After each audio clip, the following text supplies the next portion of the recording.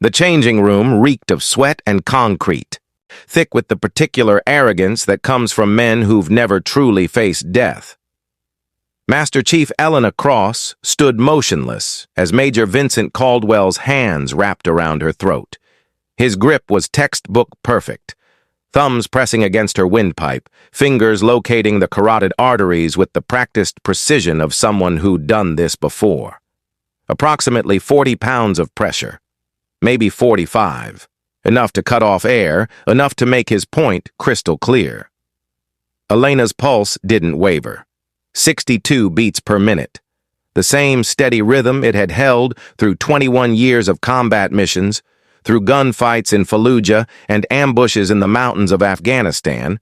Through the devastating night, her husband's flag-draped casket arrived home, a flag she'd spent 2 decades defending. 62 beats per minute, steady as a heartbeat should be. Her eyes flicked once to the security camera positioned in the northeast corner. Red recording light blinking steadily. Sony HDC 2400, recording in crystal clear 1080p directly to the central server. Digital timestamp running, evidence accumulating with every passing second. She looked back at Caldwell calmly. "Major," she said, her voice level and almost gentle. "The camera's recording. Article 128, aggravated assault. Are you certain this is what you want?" Caldwell's face hovered just 6 inches from hers. She could smell the whiskey on his breath, see the bloodshot capillaries webbing across his eyes, read the 20 different varieties of rage etched in the tight lines around his mouth. "I don't give a damn about cameras," he snarled. "I care about useless relics like you occupying space that real operators could use." His fingers tightened further. Elena's expression remained unchanged. Behind Caldwell, Captain Owen Palmer shifted his weight uncomfortably. His eyes kept darting between the camera, Elena's eerily calm face, and the door, searching desperately for an exit that didn't exist. Sergeant Marcus Rivera stood with arms crossed, watching silently, waiting to see how this situation would resolve itself. None of them understood what was about to happen. How could they? They had no idea that the woman Caldwell was choking had eliminated 187 enemy combatants across 4 continents, that her operational call sign was Reaper, that the last man who'd put his hands on her throat had died 3 seconds later with a shattered larynx in a compound outside Mosul. They didn't know. Before we continue, make sure you're subscribed with notifications on and tell me in the comments what city you're watching from. All right, let's dive back in. But in exactly 2.3 seconds, they were about to learn the hard way. But to understand that explosive moment, we need to go back 48 hours to when Elena Cross first arrived at a base that would become a battlefield. Forward Operating Base Sentinel, crouched in the Mojave Desert like an old scar on the landscape, 15 miles north of 29 Palms. Population, 847. A mixture of Army Rangers, Navy advisors, civilian contractors, and the particular breed of warrior who volunteered for assignments nobody else wanted. At 1,000 hours, the temperature was already kissing 100 degrees. The unmarked Humvee that delivered Elena Cross to the main gate was an M1152 armored variant, its tan paint faded to the color of old bone, covered in desert dust thick enough to write your name in. The driver was a specialist who appeared about 19 and was smart enough not to ask questions. Elena sat in the back with her duffel bag, watching the landscape roll past, scrub brush, the occasional Joshua tree standing sentinel against a sky so intensely blue it hurt to look at directly. She'd experienced worse deployments. The gate guard checked her identification 3 times, scanned it twice, made a phone call, and finally waved them through with the expression of someone who'd just been informed this was above his pay grade. Also smart.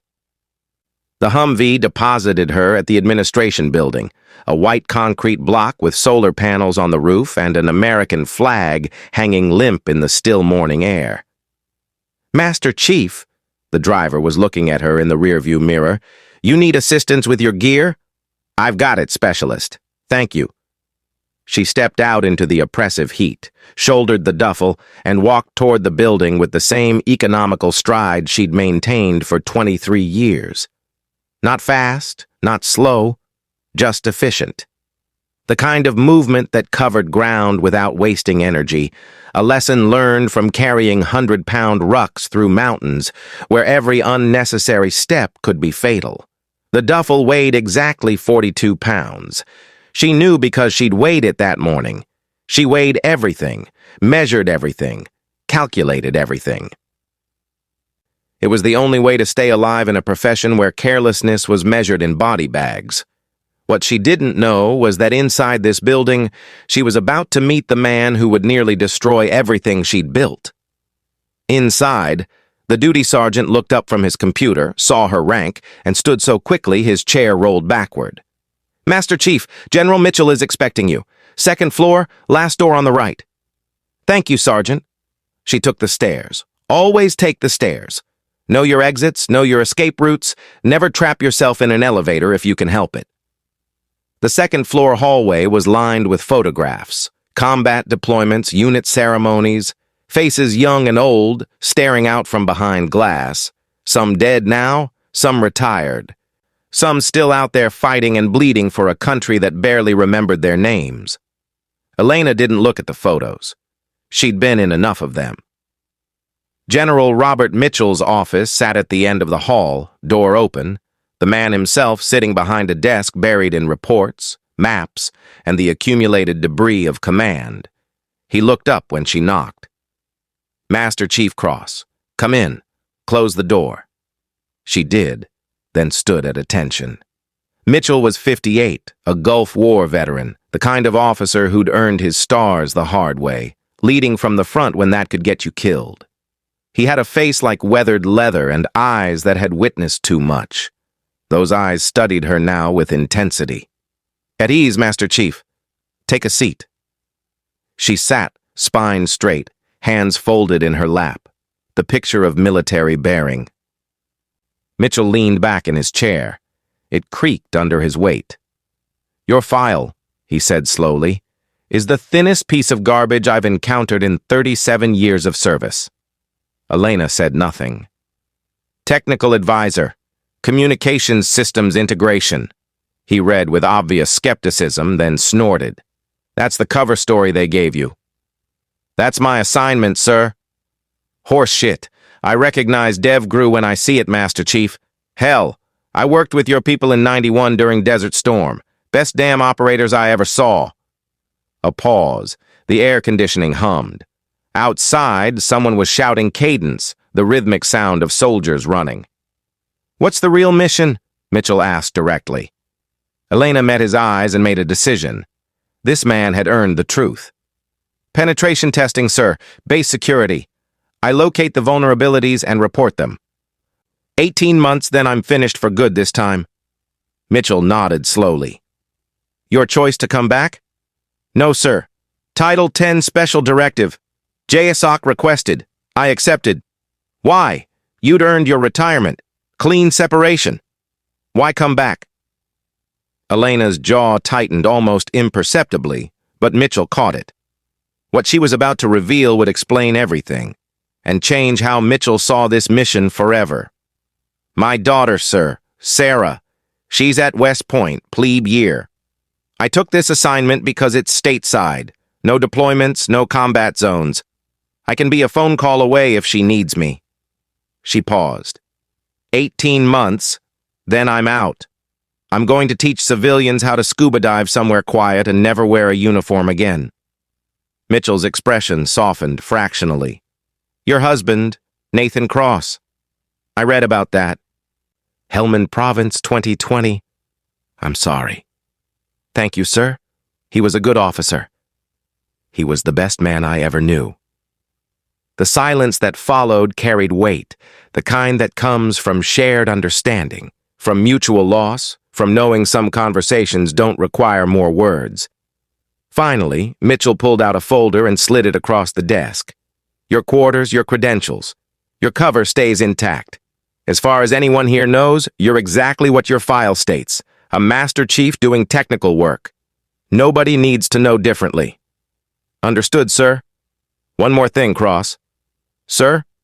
This is an army base. Rangers mostly. Good men, but young. Peacetime arrogant. Some of them might not take kindly to a Navy advisor, especially one who outranks them and won't explain why. I can handle Army Rangers, sir. I've worked with worse. Mitchell almost smiled. I bet you have. Dismissed, Master Chief. She stood, saluted, turned to leave. Cross? She stopped, looked back. Welcome home. But this base was about to become anything but home. Her quarters were standard military issue. 8 by 10 feet, metal bunk, metal desk, metal locker, a window overlooking the training grounds. Spartan. Functional. Exactly what she'd expected. She dropped her duffel on the bunk and began unpacking with systematic precision. Everything in its place. Everything accounted for. 30 years of military life had taught her that chaos was the enemy and order was survival. First, the uniforms, folded with creases sharp enough to cut, stacked in the locker with mathematical precision. Then the personal items, handled more carefully. The M24A5 cleaning kit emerged from its protective case like a holy relic. Macmillan stock, Schmidt and Bender scope. The tools to maintain the rifle that had served her faithfully for 8 years across more than 100 missions. She set it on the desk, ran her fingers over the gun oil and bore brushes. The ritual of maintenance, the meditation of a sniper. Next, the photograph. Nathan Cross smiled at her from behind the glass. 35 years old in the picture, dress blues. That crooked grin that had made her fall in love with him during Hell Week when they were both too exhausted to remember their own names. She placed the frame on the desk, centered it exactly. Hey, baby, she whispered. Made it. 18 months, then I'm with Sarah full-time, I promise. The dog tags came next. His name, his service number, his blood type, the metal cool and smooth under her fingers. She hung them from the bedpost where she could see them, where they could watch over her. The last item was the challenge coin. DevGru Trident, Red Squadron, 2003-2021. The years of her life that had mattered most and cost the most, the years that had forged her into something harder than steel and more fragile than glass. She set it next to Nathan's photo. Then she opened her notebook. Leather-bound, worn, the cover soft from being carried in cargo pockets through 42 countries. She opened it to the inside cover. 187 small notches cut into the leather with a KA bar knife, one for each confirmed kill.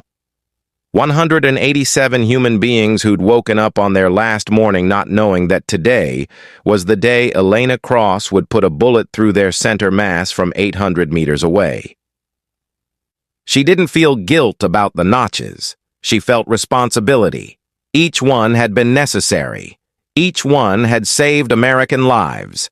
Each one had been documented, verified, and approved through the chain of command.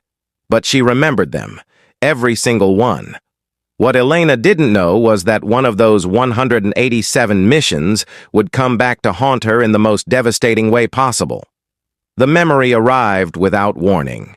It always did. March 21st, 2003. Operation Iraqi Freedom, Day 1. Elena was 22 years old, barely 2 years out of Bud S., fresh off selection for DevGru. The ink on her trident still wet enough to smudge. She was lying in the dirt of southern Iraq, rifle pressed into her shoulder, watching a column of Marine labs roll toward Basra through a scope that cost more than her annual salary. Beside her, Gunnery Sergeant Daniel Stone was a mountain of calm. 42 years old, 23 years in service, a legend who'd earned his stripes in Grenada and his scars in a dozen conflicts most people would never hear about. Wind's picking up, Stone said, his voice gravel and whiskey and absolute confidence. 4 knots, east-southeast. Elena checked her data. Confirmed, temperature 103, Humidity 18%. Density altitude 4,200 feet. Good. What's that do to your dope? 3 mil elevation, 2 windage right. Show me. She adjusted her scope, clicked the turrets. The mechanical precision of it centered her. Mathematics didn't lie. Physics didn't care about fear. 200 meters to their left, Army Colonel Thomas Caldwell was setting up his radio, forward air controller, 42 years old, combat veteran with a chest full of ribbons and a reputation for getting the job done. He looked over, gave them a thumbs up. Stone nodded back. Good man, he muttered. Got a kid, teenager. Shows me photos every chance he gets. Proud dad. Elena said nothing. She was watching the ridgeline, watching for threats, watching for the thing that would go wrong because something always went wrong. The Marines rolled closer. Then, the world exploded. RPGs, mortars, the distinctive crack of AK-47s, the Iraqi Republican Guard counterattack erupting from positions intelligence had sworn were abandoned. Stone was on the radio instantly. Contact, contact! Grid NK-847392. Enemy forces, platoon strength. Elena was already firing. Center mass. Breathe. Squeeze. The M24 barked. 760 meters downrange, an Iraqi soldier dropped. Breathe. Acquire. Fire.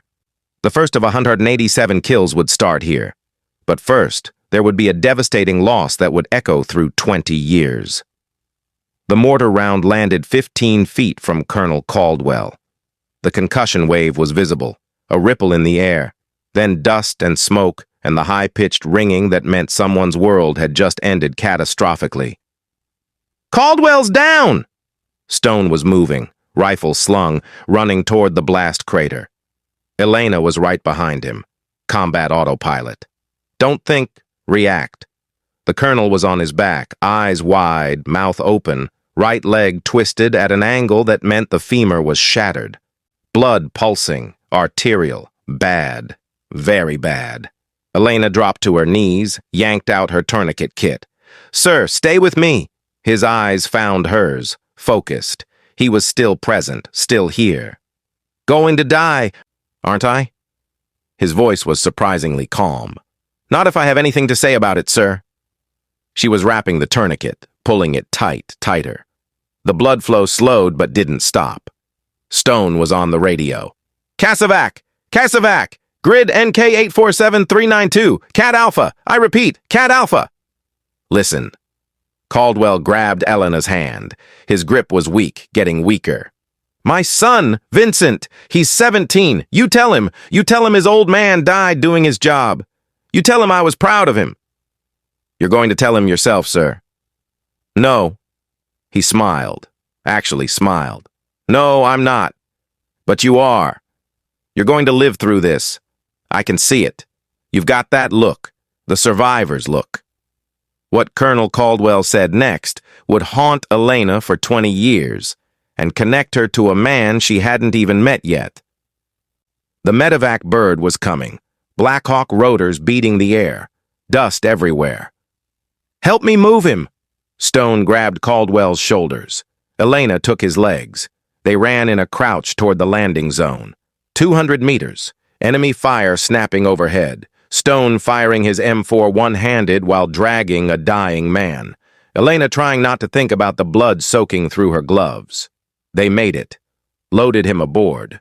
The crew chief was already working. IV lines, pressure bandages, the controlled chaos of combat medicine. Elena held Caldwell's hand. Stay with me, sir. Stay with me. His eyes locked on hers one last time. 17, he whispered. Tell Vincent. Tell him. Then nothing. The crew chief looked at Elena, shook his head. The Black Hawk lifted off. Elena stood in the rotor wash, covered in another man's blood, and watched it go. Stone walked up beside her, put a hand on her shoulder. You did good, Cross. Everything right. Sometimes it's not enough. His son will get a letter. Standard KIA notification. Died in combat operations. They don't put in the details. They never do. Elena looked down at her hands, at the blood drying brown in the desert heat. I need to wash this off. Later. Right now, we have Marines who need our overwatch. He was right. The mission continued. It always did. But that night in her bunk, Elena had carved the first notch in her notebook. Not for an enemy kill, for a promise she couldn't keep. 20 years later, that promise would come back to destroy everything. The chow hall at FOB's Sentinel was institutional cafeteria architecture at its finest. Long tables, plastic chairs, fluorescent lights that turned everyone's skin the color of old dough. The smell of overcooked eggs, burned coffee, and industrial cleaning solution. Elena walked through the serving line. Oatmeal, black coffee, a banana. 37 grams of protein, calculated hydration, the diet of someone who treated their body like a weapon requiring proper maintenance. She found an empty table in the corner, sat with her back to the wall. Old habit. Always watch the exits. Always have an escape route. The room was maybe half full.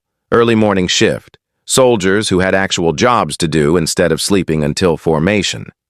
She ate methodically. Oatmeal, sip of coffee, bite of banana. Her eyes tracked the room in constant scan mode. Threat assessment, also habit. The laughter from the center table was loud enough to carry across the room. 3 men in Army uniforms, rank and bearing that indicated experienced non-coms who'd earned their positions the hard way.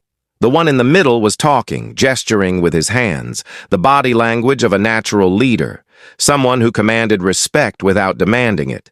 Major Vincent Caldwell. Elena recognized him from the roster she'd reviewed yesterday. 37 years old, Army Ranger, multiple combat deployments, 147 confirmed kills as a designated marksman. Bronze Star with valor. The kind of warrior who'd seen the elephant and come back with scars to prove it. He looked like his father. Same jawline, same nose, same intense eyes that missed nothing. The recognition hit Elena like a gut punch, and she suddenly realized she was staring at the son of the man who died in her arms 20 years ago. She looked down at her oatmeal, took a breath, centered herself. He didn't know, couldn't know. Standard KIA letters didn't include those details, just the basics. Died in service to his country, honorable death, be proud. They never mentioned the 22-year-old SEAL who'd held his hand, who'd promised to relay his father's last words, who'd failed. Elena finished her breakfast, cleaned her tray, walked out without looking back. Behind her, Caldwell's laughter echoed off the walls. He had no idea that the woman who'd just left the room had tried desperately to save his father's life 20 years ago. Not yet. But fate was about to bring them together in the most explosive way imaginable. The next 3 days followed a pattern. Aero 430. Wake, physical training. 12 miles with a 65-pound ruck, age 42, still keeping pace with soldiers half her age. 0700. Breakfast. Alone. Always alone. 0800. 1700. Work. Real work. Penetrating the base network security, finding vulnerabilities, documenting weaknesses, the job JSOC had actually sent her to do. She found 3 critical flaws in the first week. A firewall misconfiguration that would let a teenager with basic hacking skills access classified material. Radio encryption protocol that was 2 generations out of date. Physical security gaps you could drive a truck through. She documented everything, filed reports, sent them up the chain. Nobody thanked her. That was fine. She wasn't here for thanks. 1800. Maintenance. Weapons, gear, uniforms. The ritual that kept her centered. 2200. Sleep. 4 hours if she was lucky. 6 if the dreams stayed away. They rarely stayed away. And every day she saw Caldwell, training his men on the range, leading PT runs. In the chow hall, in the admin building, everywhere. He never looked at her. Why would he? She was just another sailor in a sea of uniforms. Nobody special, nobody worth noticing. That changed on day 4, and what happened next would set everything in motion. The range was scorching, 108 degrees, the kind of heat that made the air shimmer and turned rifles into branding irons if you touched the wrong part. Elena was standing behind the firing line, observing. Part of her job, security assessment, included training protocols, understanding how the base ran its qualification courses. 50 meters downrange, Caldwell was running his squad through close-quarters marksmanship. M4 carbines, multiple targets, stress fire. He was good, very good. Smooth transitions, excellent muzzle discipline. The fluid confidence of someone who'd done this 10,000 times in conditions where mistakes meant body bags. His squad was less impressive. Young, enthusiastic, but sloppy. Finger discipline was garbage. Spacing was wrong. They were getting by on youth and aggression instead of skill. Caldwell saw it too. Cease fire, unload, and show clear. The soldiers complied. Magazines out, bolts back, chamber checks. Palmer, what did you do wrong? Captain Owen. Palmer looked confused.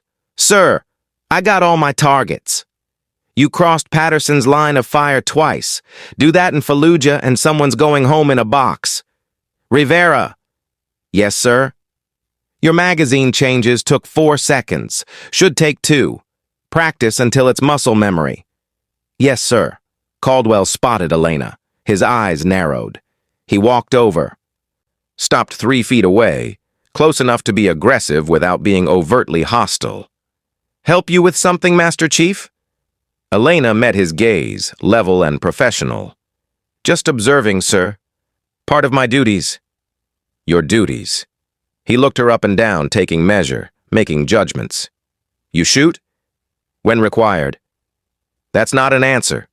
Yes, sir. I shoot. What's your qualification? Expert. Something flickered in his eyes. Doubt, skepticism, the look of a man who'd just been told something he didn't quite believe. Expert, he repeated. Navy expert or real expert? The qualification standards are the same across services, sir. Standards, he snorted. Sure they are. Tell you what, Master Chief, why don't you show us this expertise right now? What Caldwell didn't know was that he'd just challenged one of the deadliest snipers in American military history. It wasn't a request.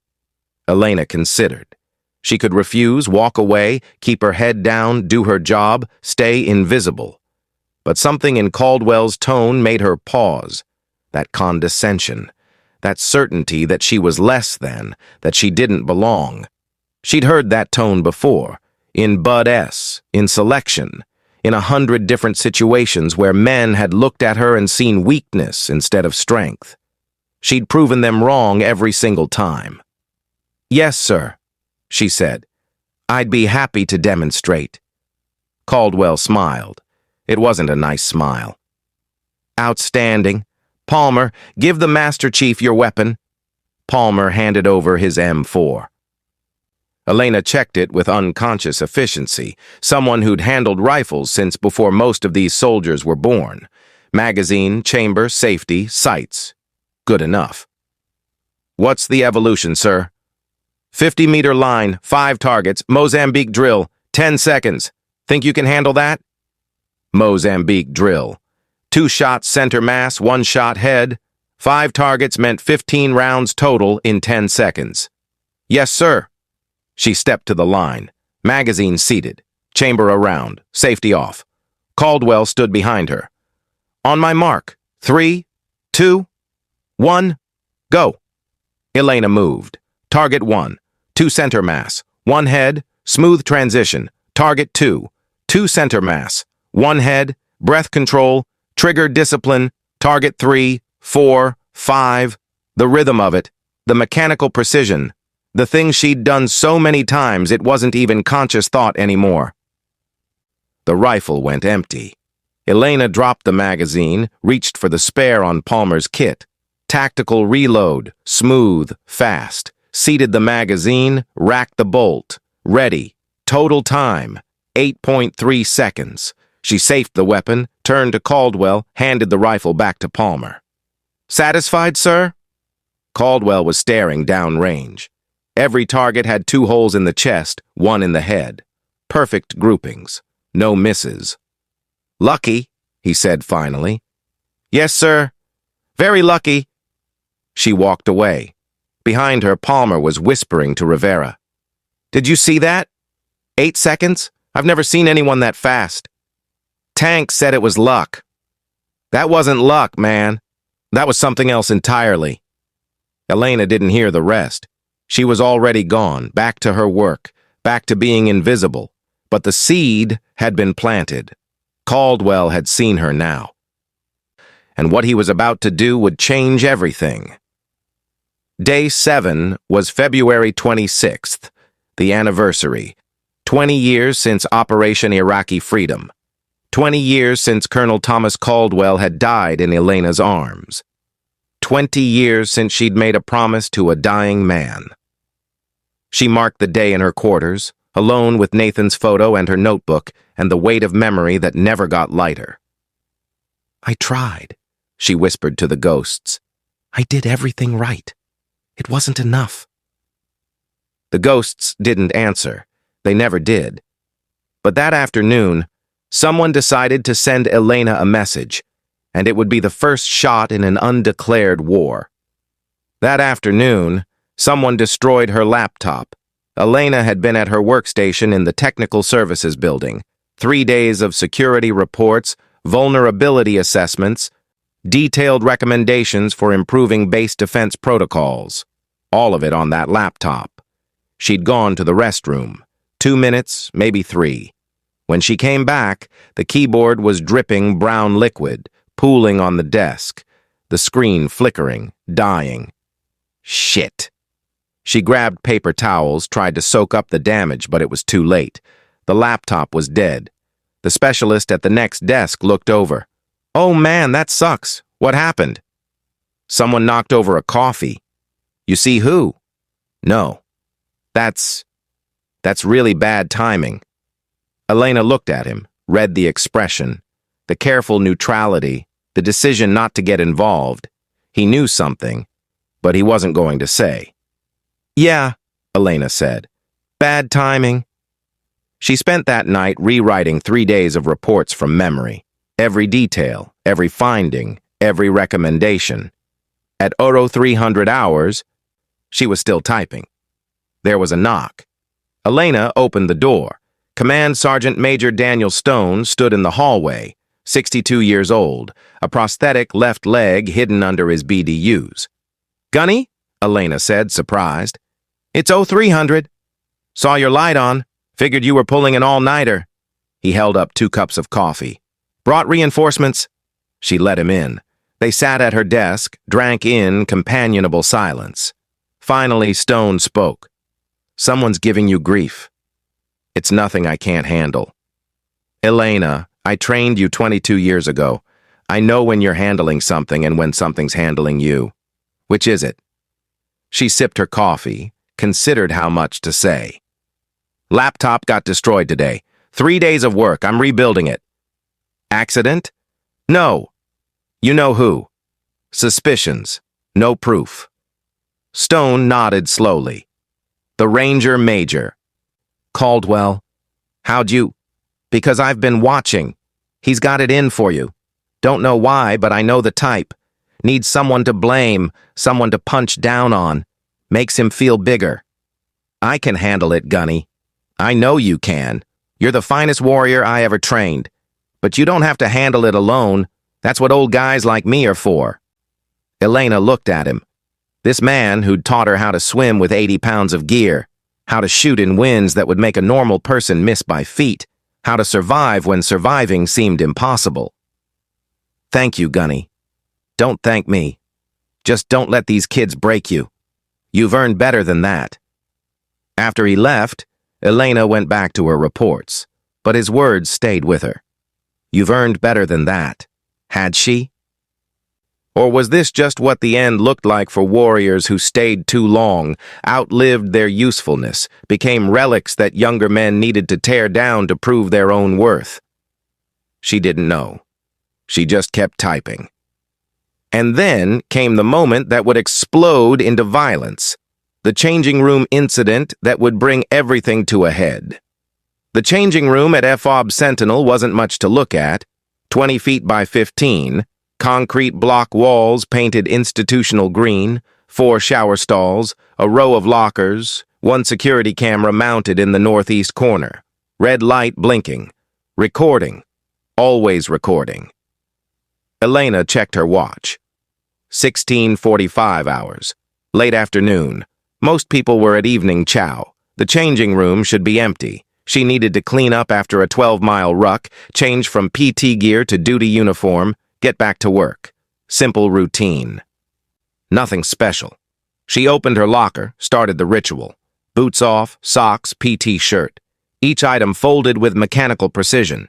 Creases sharp, corners square, the meditation of order. The door opened. Major Vincent Caldwell walked in. Behind him, Captain Palmer and Sergeant Rivera. None of them were supposed to be here. This was wrong. Elena could feel it, the way you feel a storm coming before the first drop of rain. She kept folding, didn't look up. Maybe they'd just grab their gear and leave. They didn't leave. Caldwell walked closer, stopped 6 feet away, arms crossed. The body language of someone looking for a fight. "Look what we've got, boys. The Navy's advisor." Elena didn't respond, just kept folding. PT pants now, precise creases. "I'm talking to you, Master Chief." She stopped, looked up, met his eyes. "I hear you, Major." "Do you?" "Because I've been asking around. Nobody knows what you do here. You're not training anyone, not running missions, just taking up space." "I do my job, Major." "Your job?" He laughed, cold, bitter. "And what is your job, besides being the Navy's diversity checkbox?" Behind him, Palmer shifted uncomfortably. Rivera was watching, silent. Elena's heart rate stayed steady, 62 BPM. "Major, you're out of line." "Out of line?" Caldwell stepped closer. "You want to talk about lines? My father died in Iraq, March 21st, 2003. Real warriors, not whatever you are. Not some diversity hire taking up a slot real operators could use." The date hit Elena like a bullet, and suddenly she understood everything. March 21st, 2003. Colonel Thomas Caldwell. This was his son. The 17-year-old boy had grown into this angry man. And he had no idea who she was. "Major." Her voice was still calm, still level. "There's a camera. Red light, northeast corner. It's recording what you're doing right now." "You think I care about a camera?" His voice was rising, 20 years of grief and rage pouring out. "You think I care about your feelings? You're useless. You're a relic taking space from people who matter." He shoved her shoulder, hard, deliberate. Elena absorbed it. Didn't stumble, didn't brace, just took the hit. The calm acceptance seemed to enrage him more. "Nothing," he snarled. "You've got nothing." And then Caldwell made the worst mistake of his military career. His hand shot forward, closed around her throat. Thumbs on the trachea, fingers on the carotids. 40 pounds of pressure. Textbook. Elena's heart rate didn't change. 62 BPM. Behind Caldwell, Palmer's eyes went wide. "Tank!" But Elena was already moving. Her left hand cupped Caldwell's right elbow. Control point.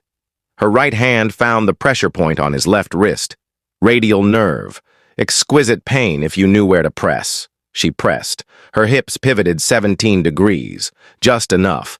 His forward momentum became his enemy. She redirected, guided, let physics do the work.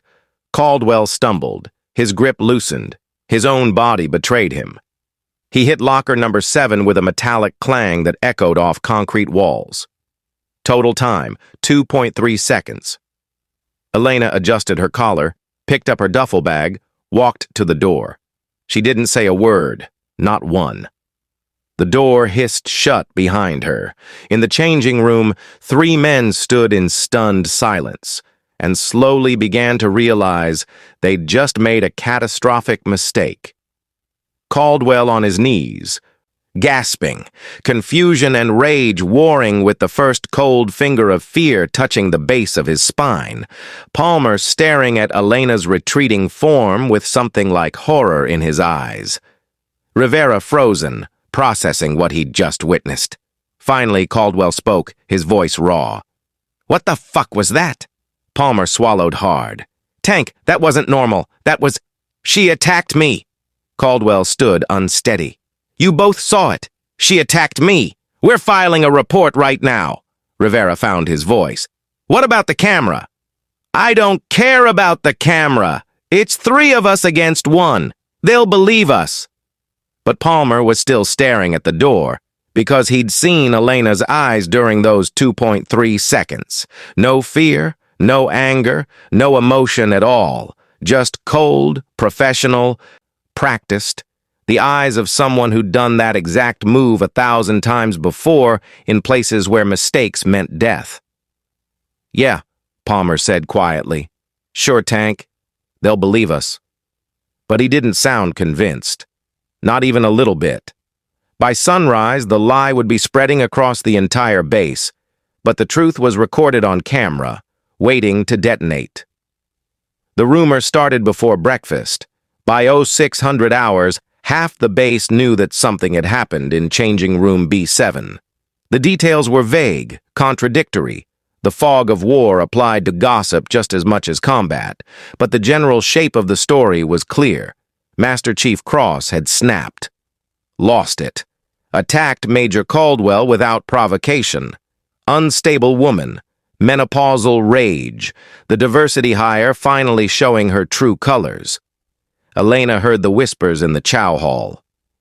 She sat alone at her corner table, back to the wall, oatmeal cooling in front of her, coffee going cold. 3 tables over, a group of young rangers were talking. Not quite loud enough to be confrontational, but loud enough to be heard. "I heard she just went crazy. Started screaming. Caldwell had to defend himself, put her down." "Navy's probably going to cover it up. You know how they protect their diversity hires." "She shouldn't even be here. This is a ranger base." Elena took a bite of oatmeal, chewed, swallowed, took a sip of coffee. Her heart rate was 61 beats per minute. 1 beat slower than yesterday. Calm. Across the room, Palmer sat with Rivera. Both men were quiet, not participating in the gossip, but not stopping it either. Palmer's eyes found Elena, held for a moment. He looked away first. Guilty conscience, she thought. Good. That means he's still human. She finished her breakfast, cleaned her tray, walked out. The whispers followed her. They always did. But while the base buzzed with rumors, the real battle was just beginning in the JAG office. The morning passed in routine, security assessments, vulnerability testing, the work JSOC had actually sent her to do. At 1100 hours, she got the notification. Email. Official. From Lieutenant Colonel James Hartwell. JAG office. Subject, formal inquiry. Incident report required. Body, Master Chief Cross.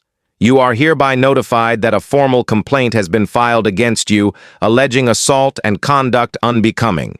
You are required to submit a written statement within 24 hours. Report to my office at 1400 hours today for initial interview. Elena read it twice, then opened her laptop, pulled up the incident report she'd filed at 1710 hours yesterday, 27 minutes after the assault, 19 hours before Caldwell's complaint.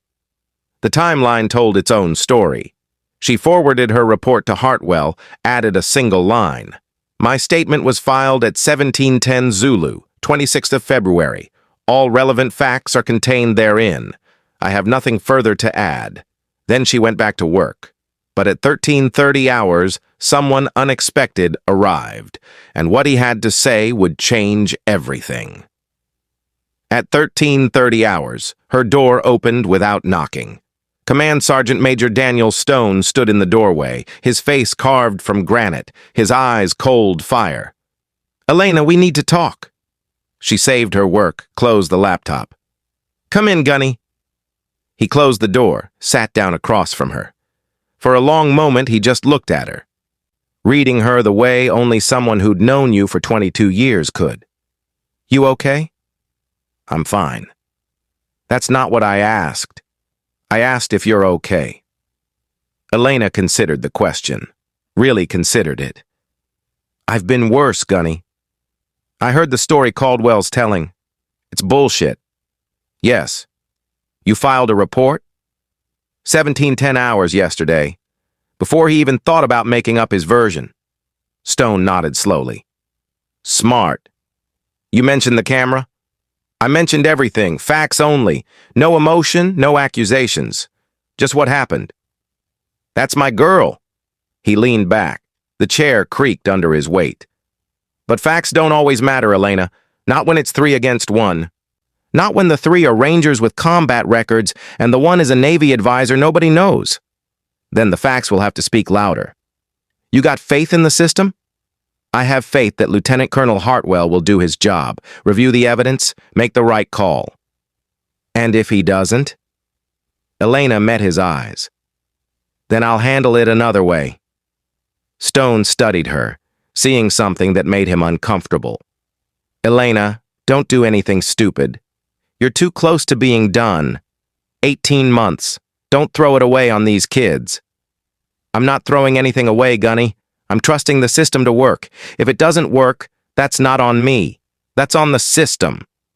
Philosophical as hell. Your husband teach you that? Nathan taught me a lot of things, including when to fight and when to let the machinery do its job.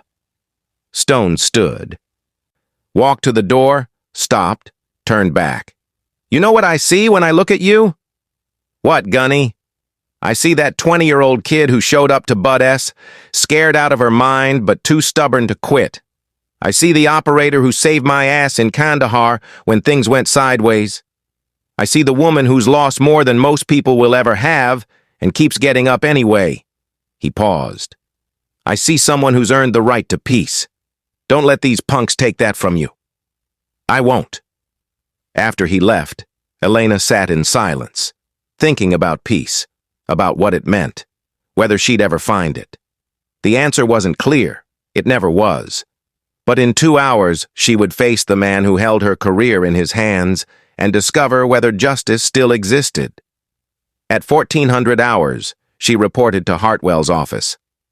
Lieutenant Colonel James Hartwell was 45 years old, former prosecutor, current JAG officer, the kind of lawyer who believed in process the way priests believed in God.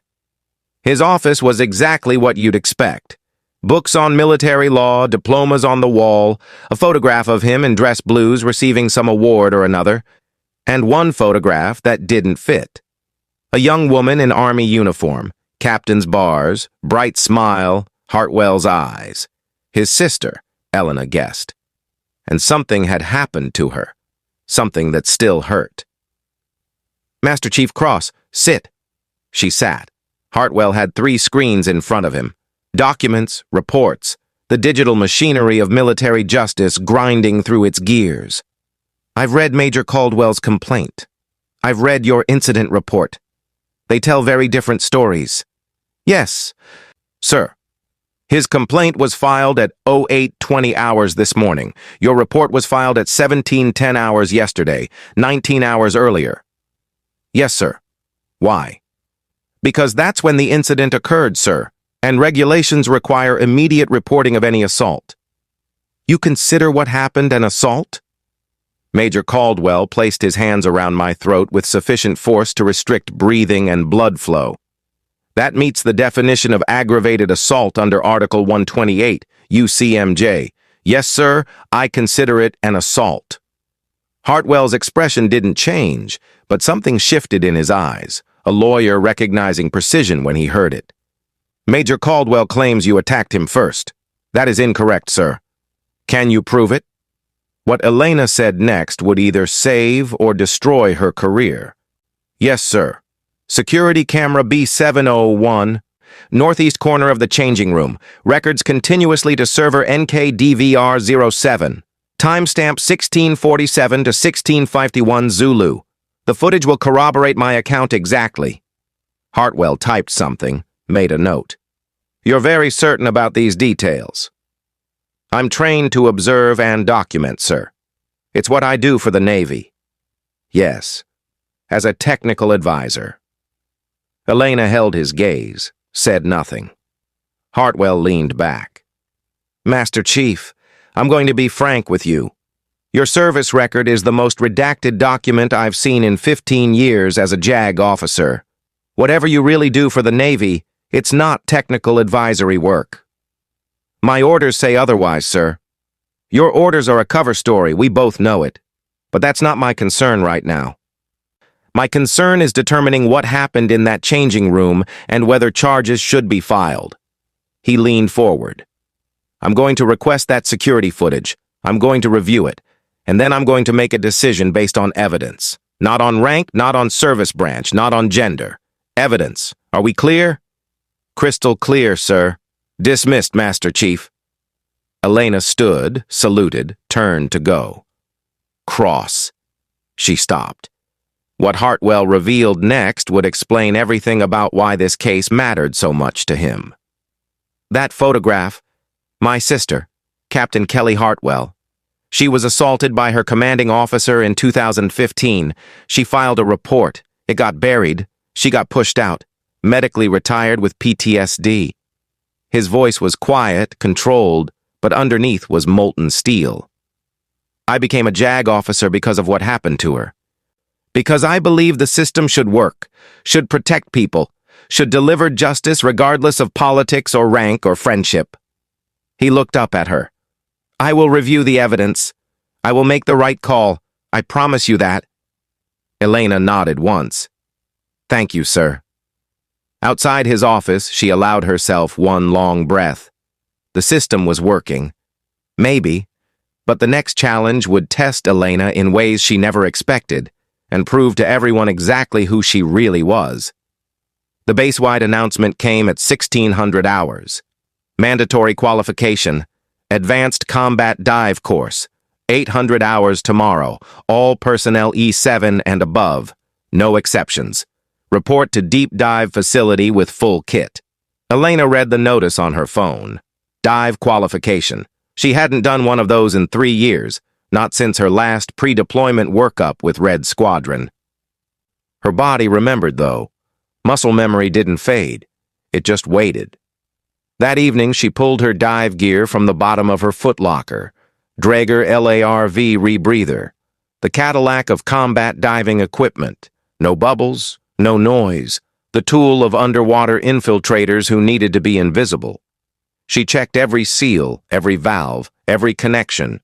Maintenance ritual. Meditation through mechanical precision. Behind her, the photograph of Nathan watched silently. Still got it, baby. She whispered. Still got it.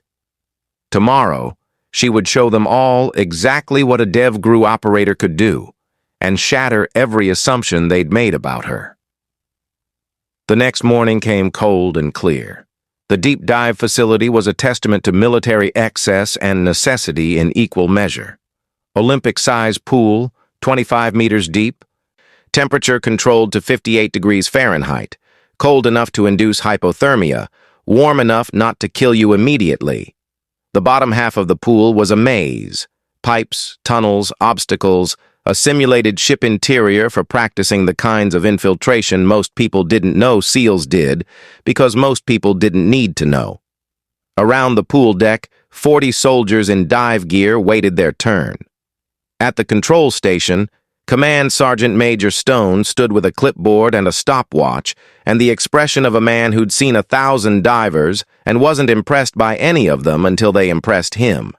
The evolution was simple in concept, brutal in execution.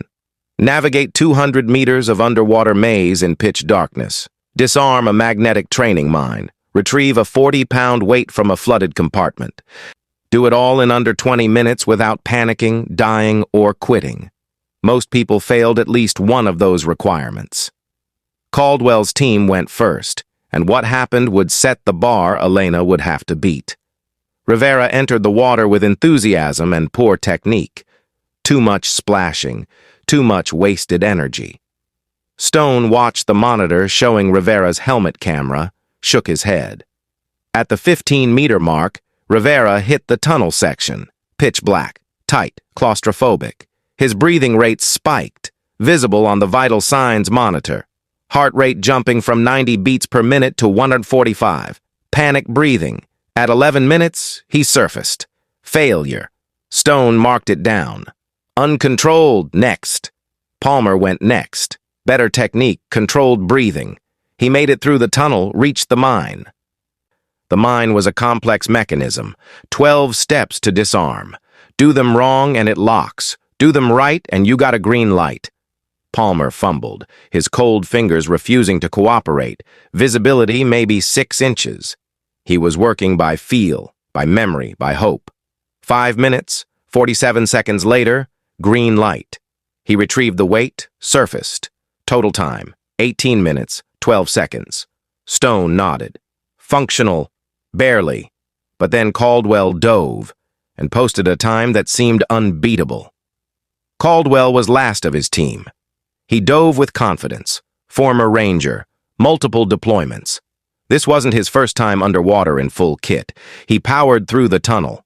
Not elegant, but effective. Brute force and determination. The mine took him 3 minutes, 30 seconds. Aggressive approach, no finesse, but it worked. He retrieved the weight, surfaced. 16 minutes, 54 seconds. Not bad, not great, but passing. Caldwell pulled off his mask, looked at Stone. Beat that. Stone just stared at him, the look of a man who'd forgotten more about diving than Caldwell would ever learn. We'll see, Major. The morning dragged on, diver after diver, times ranging from 15 minutes to outright failures. By 1200 hours, Caldwell still had the best time. He was sitting on the pool deck holding court, his rangers around him, confident, validated. Nobody's beating that time, he said. 16:54. That's damn good. Palmer was quiet. He'd been quiet all morning, his mind somewhere else. Finally, at 12:45 hours, Stone called the last name, and everything was about to change. Master Chief Cross, you're up. Elena walked to the pool edge. Her gear was already checked. Rebreather, mask, fins, the weight belt that brought her total carry to 68 pounds. Around the pool, conversation stopped. Everyone wanted to see this. The crazy female Master Chief who'd supposedly attacked Major Caldwell, the diversity hire, the relic. Let's see if she can even make it through the course. Caldwell was watching, arms crossed, that smirk on his face, the look of someone waiting for validation. Elena ignored him, ignored all of them. She closed her eyes. 4 seconds in. 7 seconds hold, 8 seconds out. Breath control. Heart rate dropping. 62, 61, 60. 58 beats per minute. Stone walked over, stood close, spoke quietly so only she could hear. Remember Coronado, Elena. You and me. What did I teach you? Water is a friend, Gunny, not an enemy. Show them. She opened her eyes, put in her mouthpiece, checked her mask seal one last time. Then she stepped off the platform. What happened in the next 9 minutes would destroy every assumption, every doubt, every lie they'd told about her. The entry was textbook perfect, minimal splash, body knife straight, slicing into the water like it was made for her. She disappeared beneath the surface. In the control room, Stone watched the monitor. Her helmet camera showed the underwater maze appearing in low-light monochrome. Her breathing was visible in the rebreather cycle. Slow, controlled, rhythmic as a heartbeat. She entered the tunnel system. Most divers fought the tunnel, pushed through it, made it an adversary. Elena flowed through it. Her body positioning was horizontal, perfectly streamlined, minimal drag. She used only her fingertips on the walls, reading the space like Braille. No wasted contact, no unnecessary friction. Stone leaned closer to the screen. That technique, he'd seen it before. 20 years ago, when he'd taught advanced underwater infiltration to a DevGru class that had started with 16 students and graduated 3, finger walk navigation, the most advanced technique in combat diving. No, he whispered. It can't be. But it was. On the monitor, Elena reached the mine in 6 minutes, 30 seconds. Her hands moved over the mechanism with surgical precision. Step 1. Step 2. 3 through 12 without hesitation, without fumbling. 73 seconds, start to finish. Stone's jaw dropped. Palmer had taken 5 minutes, 47 seconds. Caldwell had taken 3 minutes, 30. Elena had just done it in 1 minute, 13. That wasn't training. That was muscle memory from years of real combat missions in places where mistakes meant death. She moved to the flooded compartment. The final test, vertical shaft, 1.2 meters diameter, 8 meters deep, total darkness, tight enough to trigger claustrophobia in anyone with sense. Elena inverted, pulled herself down, hand over hand. Her breathing stayed controlled. Her heart rate on the monitor was 64 beats per minute, slower than most people's resting rate. She secured the weight, started back up. Halfway up, the weight shifted, caught on her harness, jammed against the shaft wall. A complication, unplanned, the kind of thing that could trigger panic. Elena stopped, didn't fight it, problem solve. She rotated the weight 45 degrees, cleared the obstruction, continued upward. She surfaced at the far end of the pool. Stone clicked his stopwatch. 9 minutes, 47 seconds. The observation deck was silent. Caldwell had done 16 minutes, 54 seconds. Elena had just beaten him by 7 minutes and 7 seconds. She'd used 31% of her air supply. Caldwell had used 91%.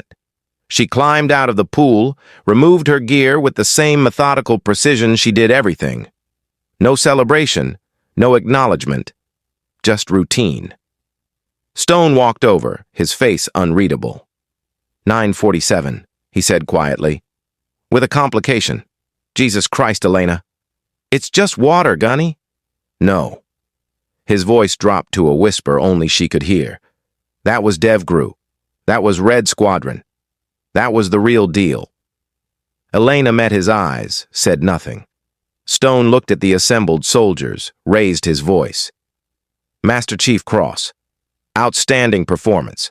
Best dive time in this facility's history. Congratulations. The silence continued for another beat. Then a senior NCO in the back started clapping. Slowly at first. Then others joined, the sound building. Not enthusiastic, not quite accepting, but acknowledging. They'd seen something they couldn't deny.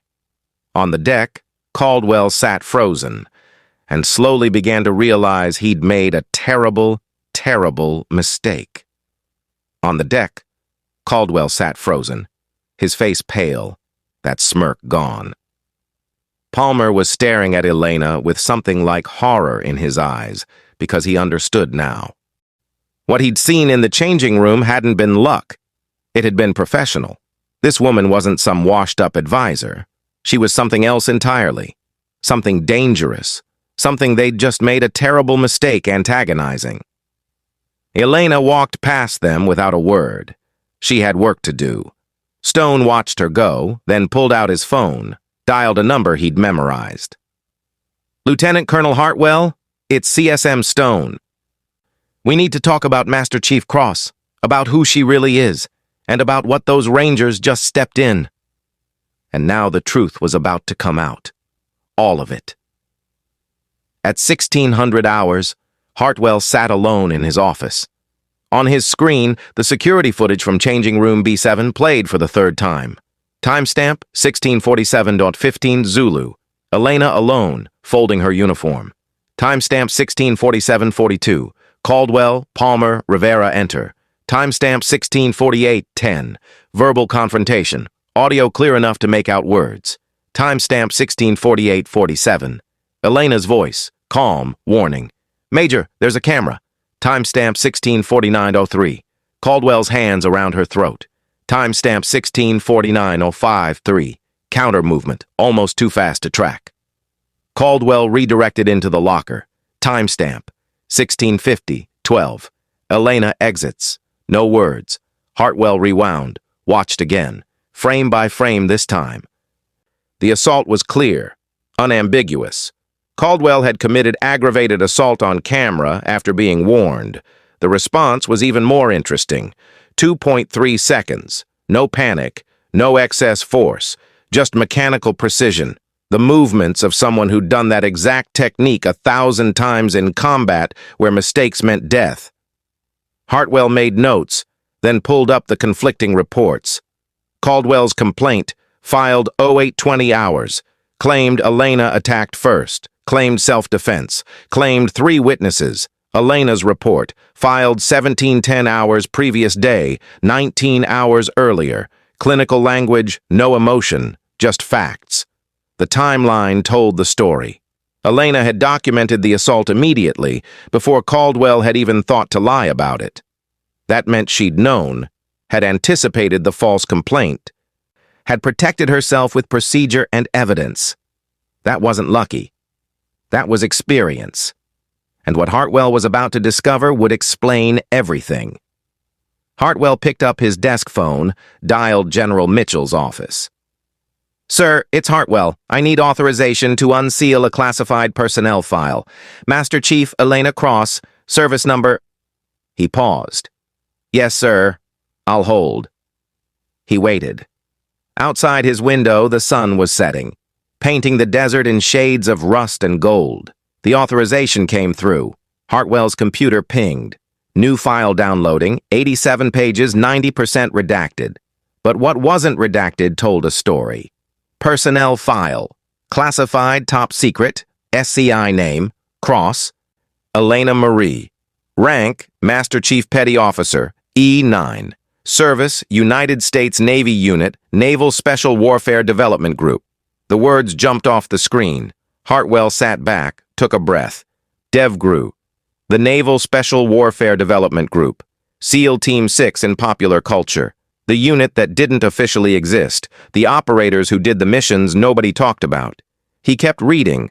Operational call sign, Reaper service dates, 2000-2021, 21 years.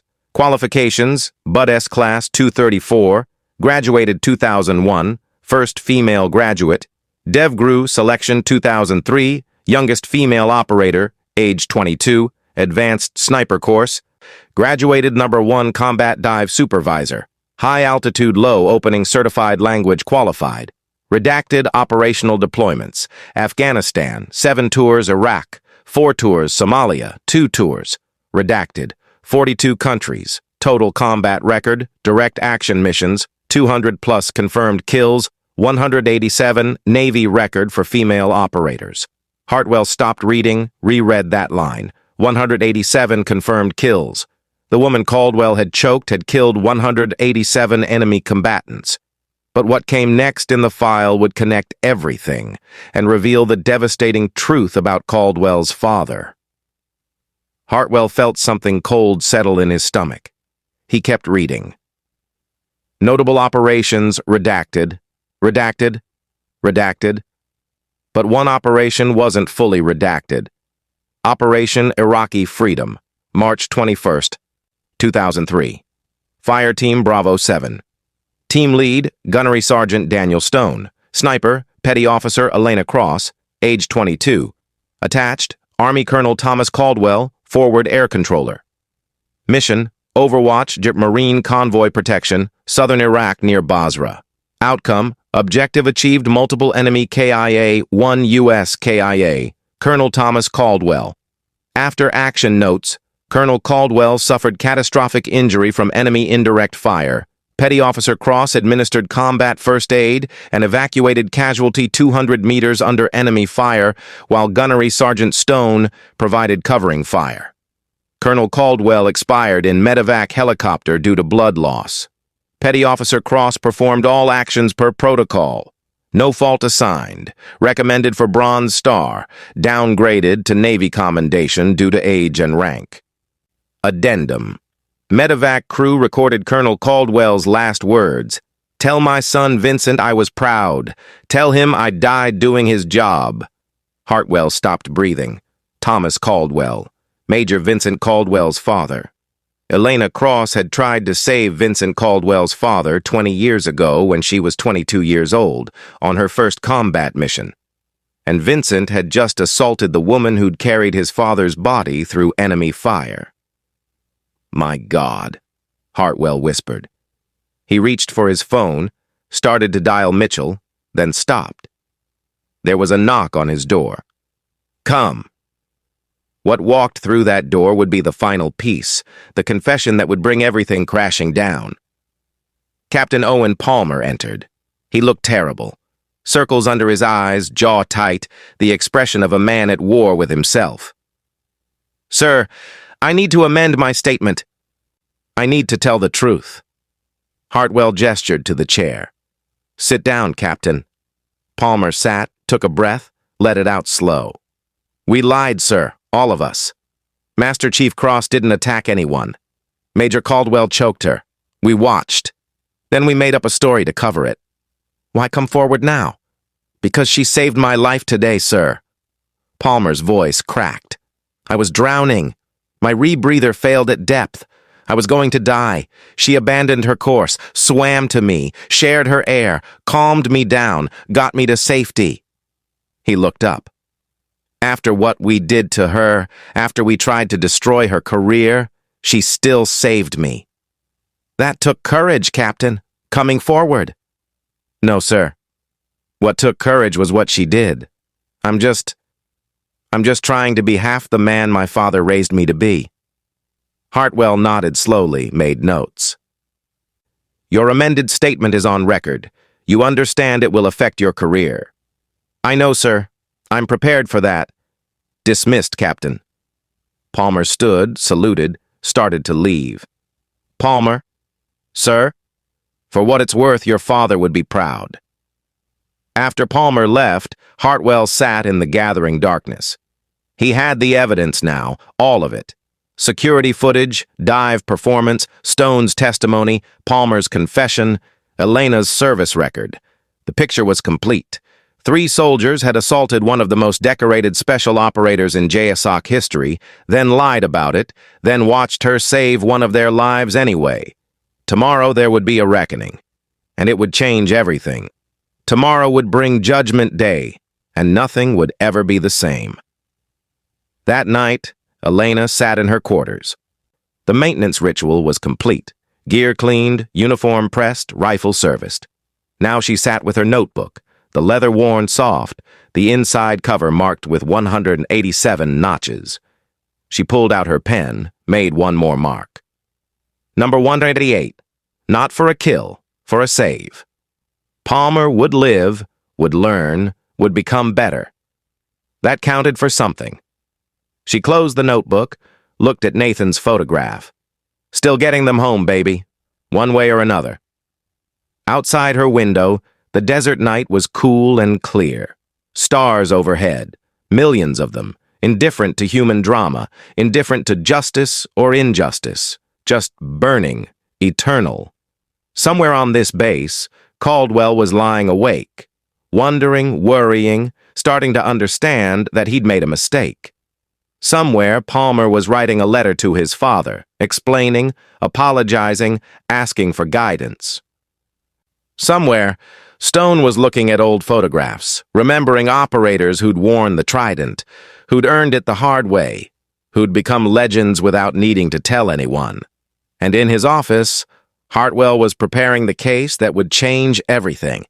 Elena turned off her light, lay down in her bunk. Tomorrow would come soon enough. Tomorrow, the truth would have its day. Tonight, she just needed rest.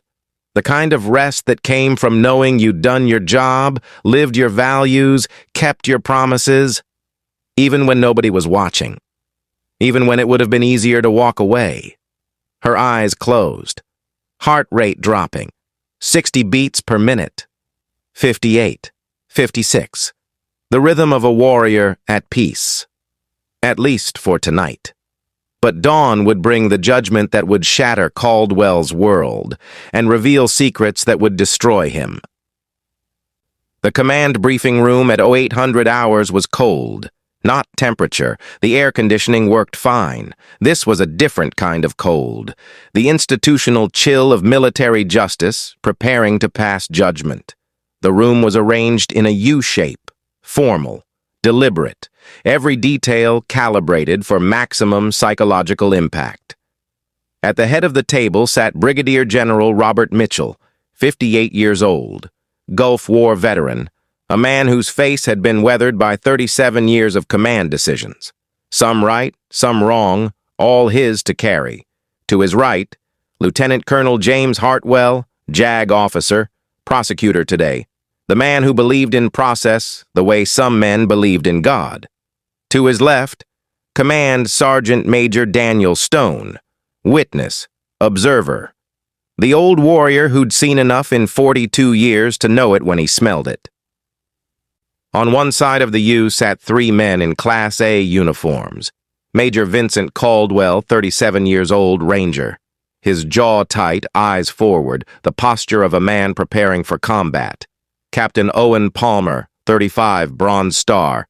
His hands folded in his lap, head slightly bowed. Guilty conscience visible in every line of his body. Sergeant Marcus Rivera, 33, weapons specialist. Looking straight ahead, trying to be invisible, failing. Opposite them sat Master Chief Elena Cross, service dress blues, the formal uniform she'd worn maybe 5 times in 23 years, each time for something significant. Promotion ceremonies, awards, funerals. Today, it was judgment. The uniform fit perfectly, tailored, professional. But it was the ribbons that told the story. Top row, Silver Star with 1 Gold Star device, 2 awards, Afghanistan 2009, Syria 2015. Second row, Bronze Star with Valor, 5 Bronze Oak Leaf Clusters, 5 awards, 5 separate actions where she'd performed above and beyond under enemy fire.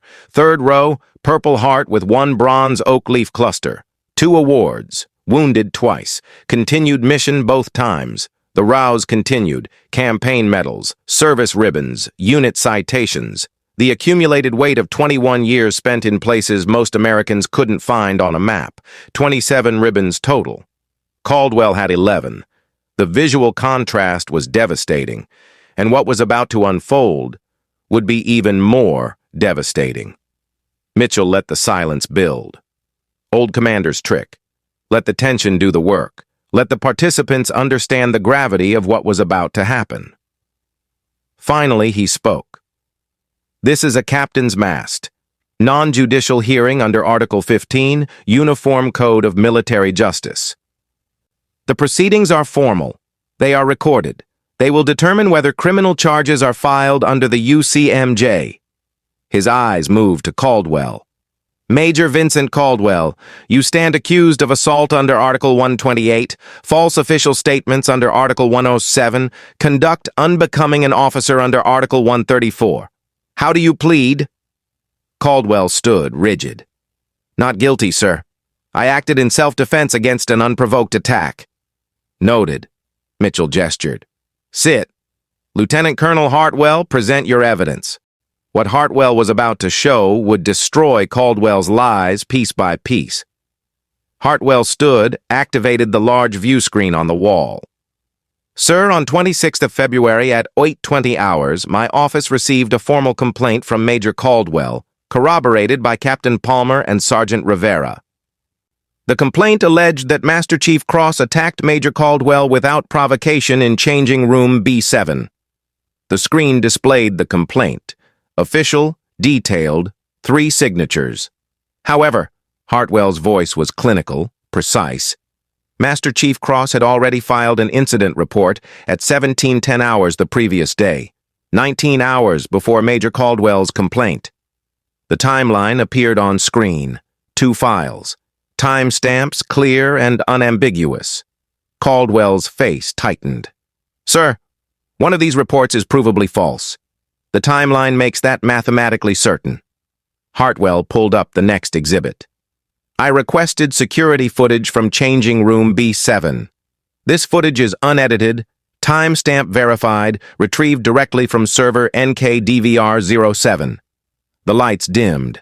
The video played. No sound at first, just visuals. 16:47:15 Zulu. Elena alone, folding her uniform with mechanical precision, each movement deliberate, calm. 16:47:42. The door opens. Caldwell enters, Palmer and Rivera behind him, their body language aggressive, Caldwell's shoulders squared, fists clenched. 16:48:10, verbal confrontation. Elena standing still, Caldwell moving closer, invading her space, his mouth moving, angry. 16:48:47. Elena looks directly at the camera, points to it, says something clear as day even without sound. Caldwell's response is visible. Rage, dismissal, steps closer. 16:49:03, freeze frame. Hartwell stopped the video. "Sir, I'm going to zoom on this frame." The image magnified, enhanced, crystal clear.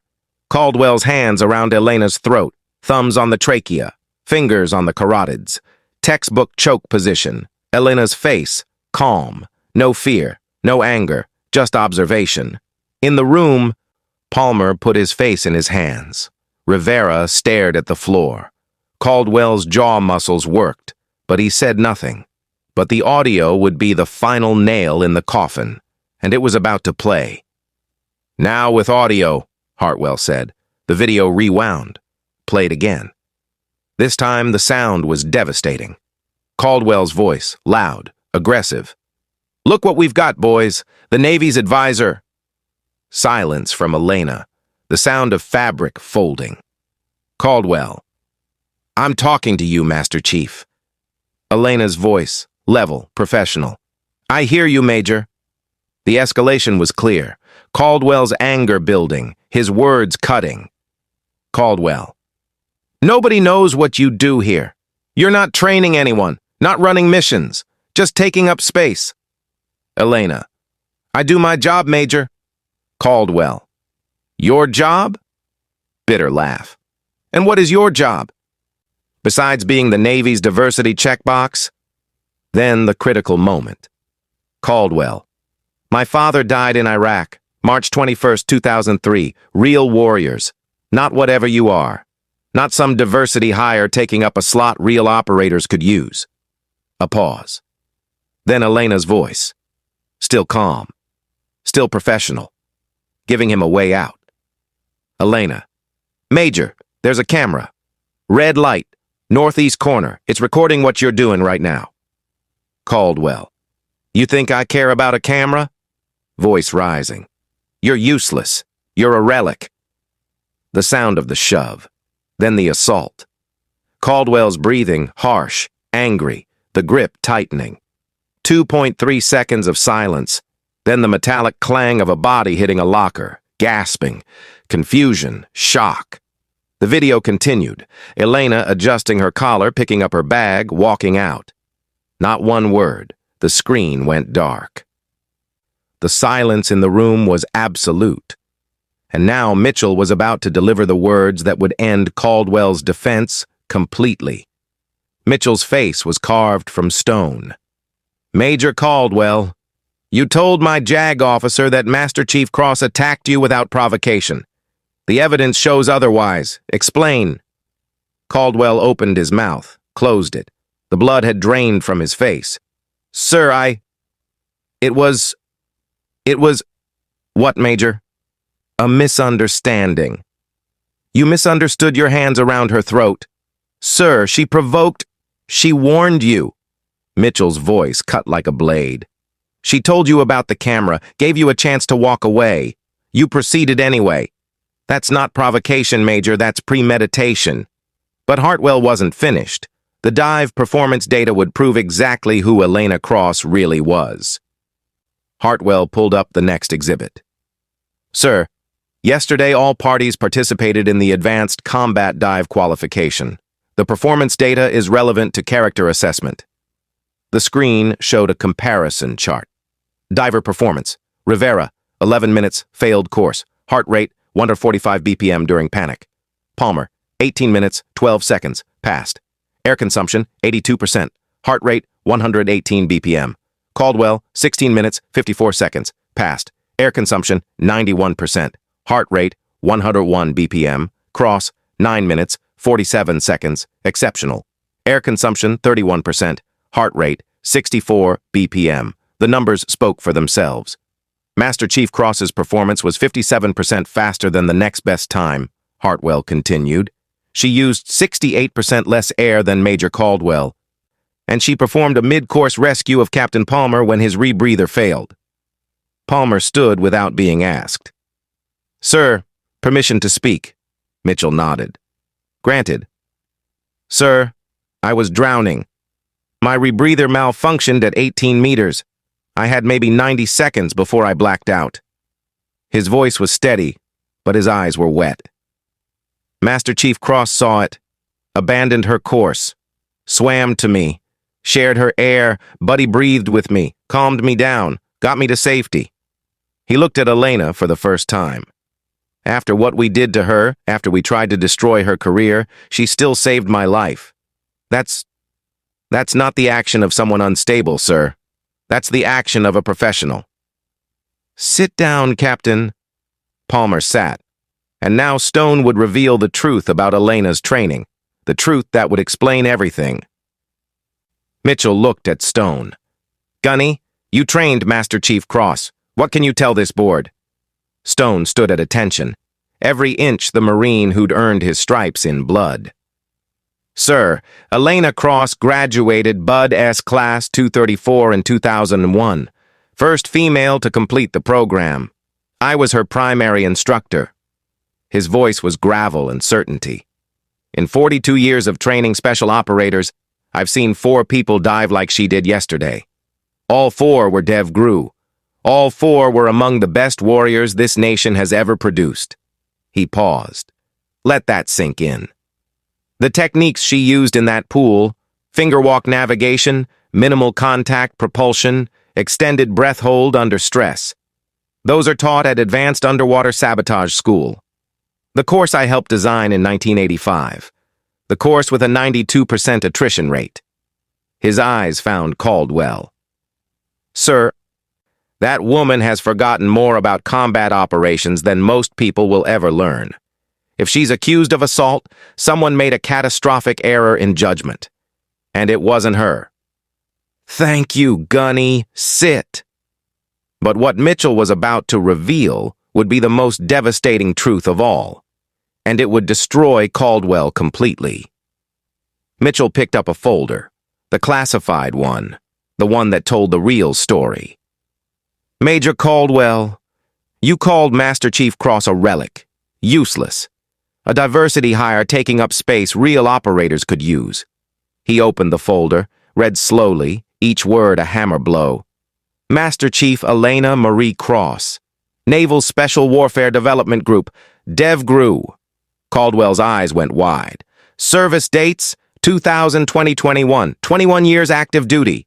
Mitchell continued reading, clinical, devastating.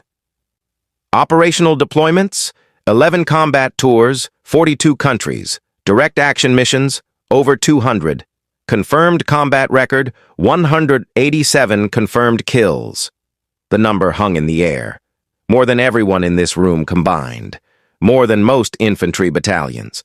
The body count of a ghost who'd spent 2 decades hunting America's enemies in places the public would never hear about. Decorations, 2 silver stars, 5 bronze stars with valor, 2 purple hearts, multiple campaign ribbons, unit citations. Mitchell looked up. "Operational call sign, Reaper." The silence was crushing. "Major Caldwell, the woman you assaulted has served this country longer than you've been in uniform. She has more combat experience than everyone in this room combined. She's been wounded twice, shot, blown up, and she kept fighting." Mitchell's voice dropped, cold, unforgiving. "The reason she's quiet is because she's seen things you can't imagine. The reason she's calm is because compared to enemy combatants in hostile territory, you are nothing." Caldwell was shaking now, the reality crashing down, the understanding that he'd just destroyed his career by choking a living legend. But Mitchell wasn't done, and what came next would connect everything to Caldwell's father. But Mitchell wasn't done. He opened a second folder, older, the pages yellowed with age. "Major Caldwell, your father was Colonel Thomas Caldwell. Is that correct?" Caldwell's head snapped up. "Sir, your father, Colonel Thomas Caldwell, Army Forward Air Controller, Killed in action, March 21st, 2003. Operation Iraqi Freedom. Yes? Yes, sir. Caldwell's voice was barely a whisper. Did you know Master Chief Cross was on that mission? The world stopped. Caldwell stared. Palmer stared. Rivera stared. Elena sat perfectly still, face neutral. But something flickered in her eyes. Memory, pain, old grief. What? Caldwell managed. And now the full truth, the devastating connection that would shatter everything Caldwell thought he knew, was about to be revealed. Mitchell read from the file. Operation Iraqi Freedom, March 21st, 2003. Fireteam Bravo 7. Team lead, Gunnery Sergeant Daniel Stone. Sniper, spotter, Petty Officer Elena Cross, age 22. Attached, Army Forward Observer Colonel Thomas Caldwell. He looked up. That was her first combat mission, Major. She was 22 years old, 2 years out of Bud S, barely qualified, and she was assigned to protect your father's fire team. Caldwell couldn't breathe. Mitchell continued, relentless. At 0430 hours, Colonel Caldwell was struck by enemy indirect fire, catastrophic arterial injury, fatal wound. His voice softened, just slightly. Petty Officer Cross applied a tourniquet, administered combat first aid, then she dragged your father 200 meters through active enemy fire to the medevac landing zone, while Gunnery Sergeant Stone provided covering fire. Caldwell's face was white, tears forming. Your father died in the helicopter, blood loss, but Petty Officer Cross did everything right, Major. Everything. The after-action review found no fault. She was recommended for a Bronze Star. It got downgraded to a Navy commendation because of her age and rank. Mitchell pulled out one more sheet. The oldest document, handwritten notes from a medevac crew chief. The flight crew recorded your father's last words. Do you want to know what he said? Caldwell nodded, unable to speak. What Mitchell read next would break Caldwell completely, and finally give him the message his father had tried to send 20 years ago. Mitchell read, Tell my son Vincent I was proud. Tell him I died doing my job. Tell him to be better than me. The tears fell now, Caldwell's shoulders shaking, the rage, the grief, the 20 years of misdirected anger collapsing under the weight of truth. That message was delivered to your family via standard KIA notification.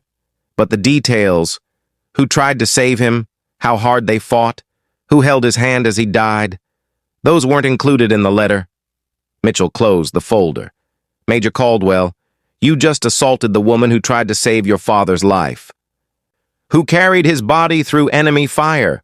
Who was 22 years old and terrified and did her job anyway.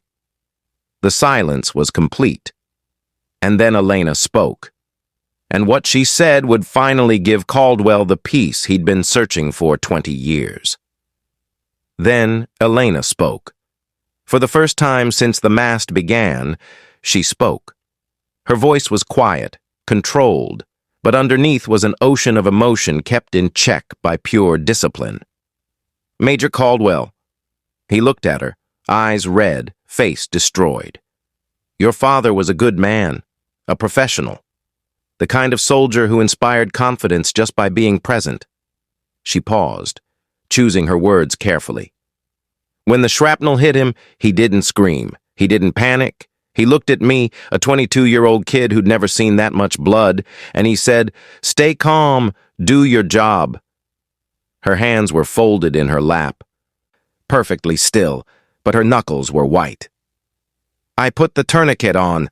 I put pressure on the wound. Gunny Stone and I carried him to the bird. I held his hand in the helicopter. I told him he was going to make it.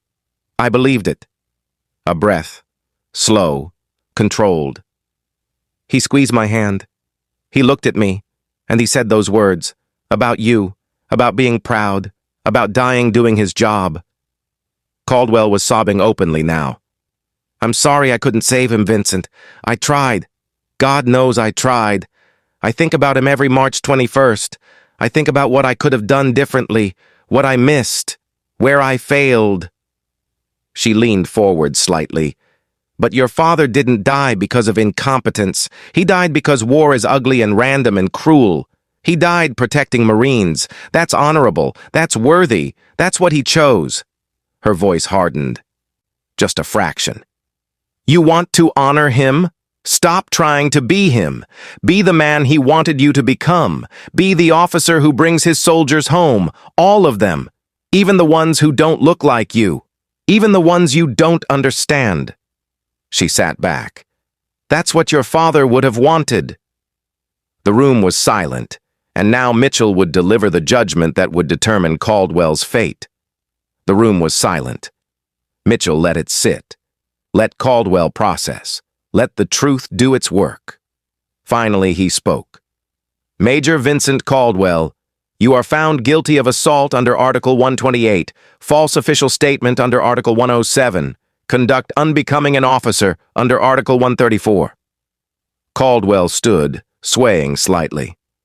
Normally, I would reduce you to private, transfer you to disciplinary barracks, end your career in disgrace. A pause. However, your father's service record is exemplary.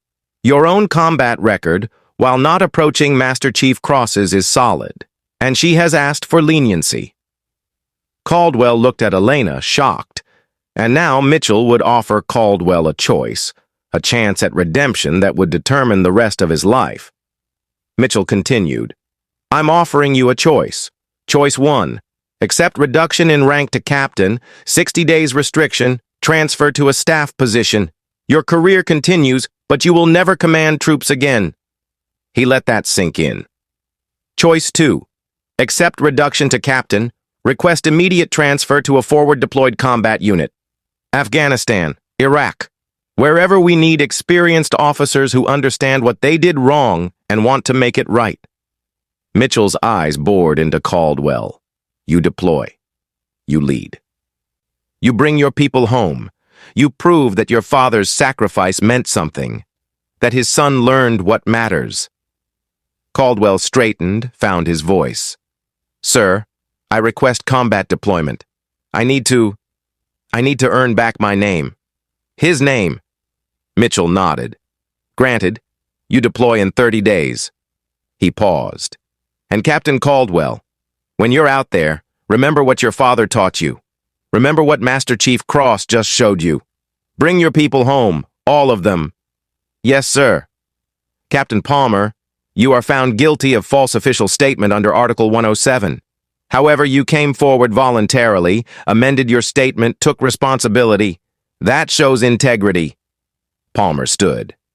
Reduction to First Lieutenant, 30 days restriction. Sentence suspended. You're assigned to Master Chief Cross's technical team. Learn from her. Become the officer you're capable of being. Yes, sir. Thank you, sir.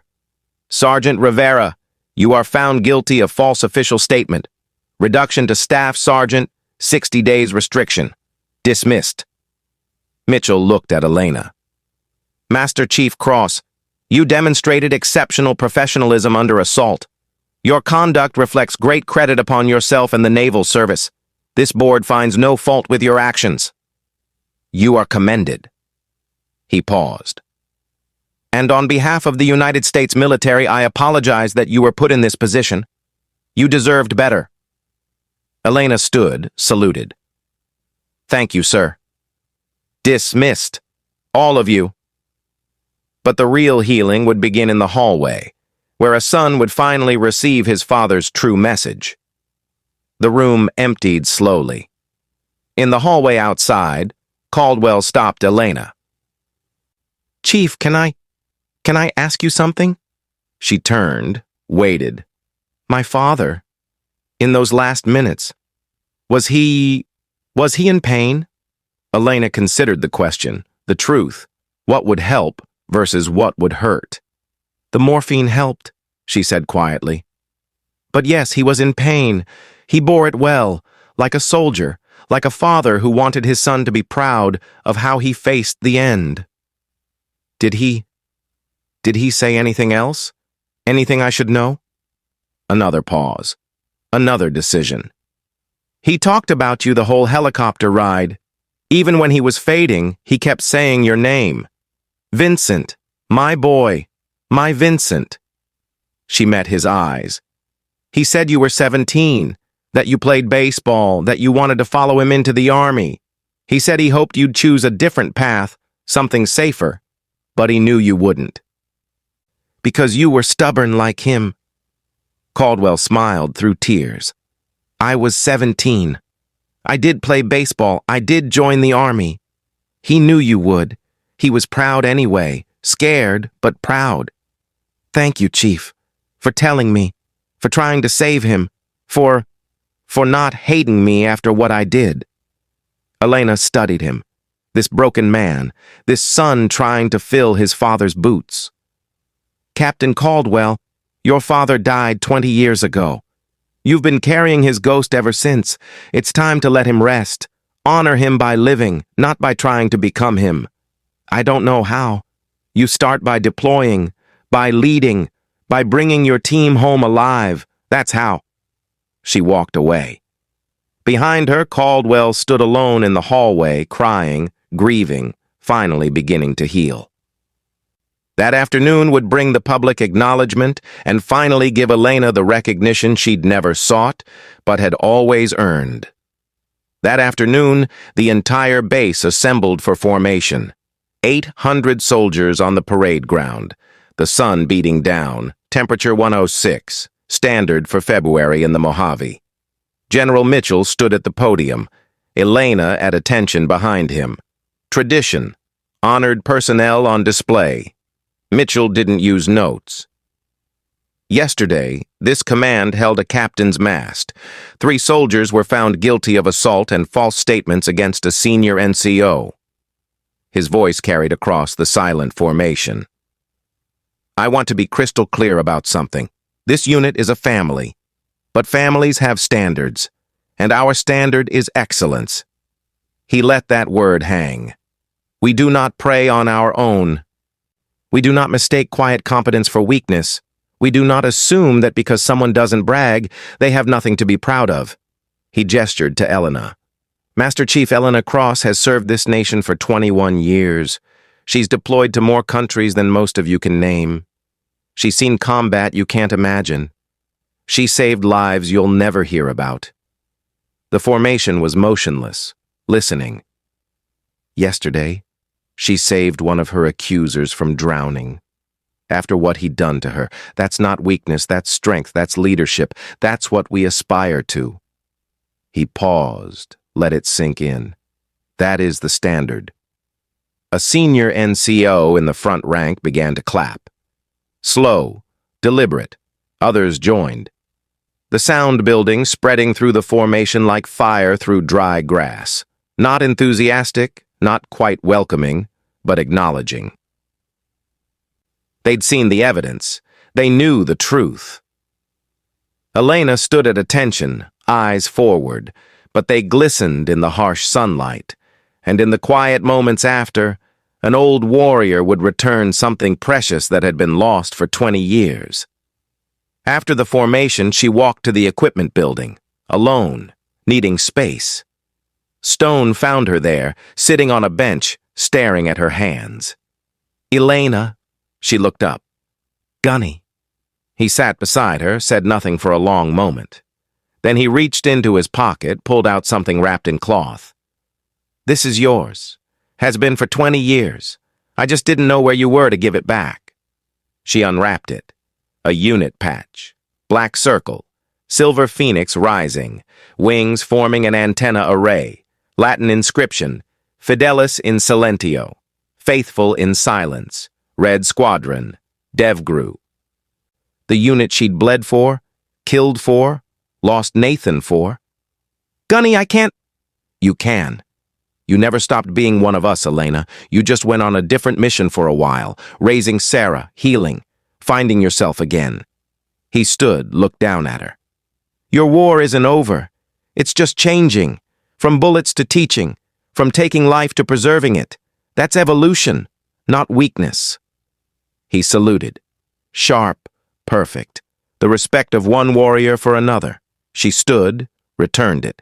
After he left, Elena attached the patch to her uniform. 20 years gone, but still hers. Still earned, still real.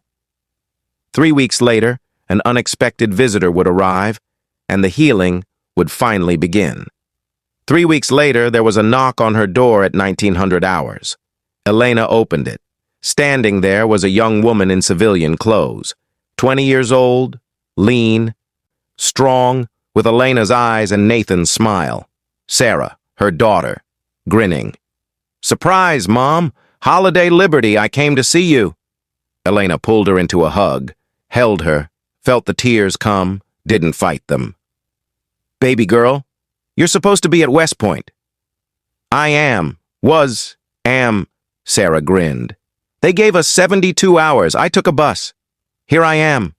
They sat in Elena's small room, talked, caught up, the conversation of mother and daughter who'd been apart too long.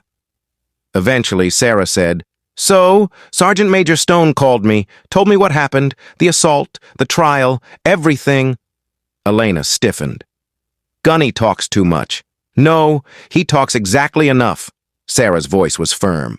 "Mom, why didn't you tell me about DevGru, about what you really did, about the missions, the kills, all of it? Because I didn't want you to think you had to follow me. I left, so you wouldn't feel pressured to what? Be like you?" Sarah leaned forward. "Mom, I want to be like you. Not because you're dangerous, because you're good. You save people. You tell the truth. You show mercy even when people don't deserve it. That's what I want to learn. Not the shooting, not the killing, the integrity." What Elena was about to pass to her daughter would complete the circle and ensure the legacy would continue. Elena felt something break inside. The wall she'd built, the distance she'd maintained, the protection she'd thought Sarah needed. "Sarah, this life, it cost me everything. Your father, my health, pieces of my soul I'll never get back." "I know." Sarah took her mother's hands. "And you did it anyway, because it mattered, because someone had to, because you were capable." She squeezed gently. "I'm not you, Mom. I won't be you, but I can learn from you, from what you did right, from what you do differently, from all of it." Elena pulled her daughter close, let the tears fall, for Nathan, for the lost years, for the weight finally shared. "Your father would be so proud of you. He'd be proud of you too, Mom, for coming back, for finishing what you started, for still being the person who saves drowning soldiers even after they hurt you." They sat like that, mother and daughter, warrior and heir, past and future. Finally, Elena stood, went to her footlocker, pulled out something wrapped in cloth. Nathan's combat knife, inscribed, "Get everyone home." "Your father gave this to me on our wedding day. He carried it for 10 years. It saved his life twice." She held it out. "Now it's yours." Sarah took it, reverent, understanding the weight of what was being passed. "Mom, this is Dad's. And now it's yours, because the mission continues, not through me, through you, through every person you lead, every soldier you inspire, every life you protect." Sarah's fingers traced the inscription. "Get everyone home. What if I can't? What if I fail like you think you failed with that colonel?" Elena cupped her daughter's face. "Baby girl, you're a cross. We don't have to be perfect. We just have to show up, do the work, make the hard calls. And when we fail, we own it, learn from it, get better." She smiled, tired, but real. That's all anyone can ask. 6 months later, the circle would close, and Elena would finally see the fruits of everything she'd sacrificed. 6 months later, Elena's quarters were mostly packed. Her 18 months were almost up. 2 more weeks, then terminal leave, then civilian life.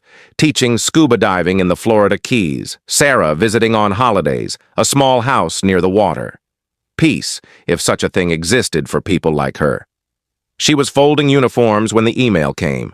From CPT Vincent Caldwell. Subject, "Thank you, body. Chief Cross, 6 months in Afghanistan.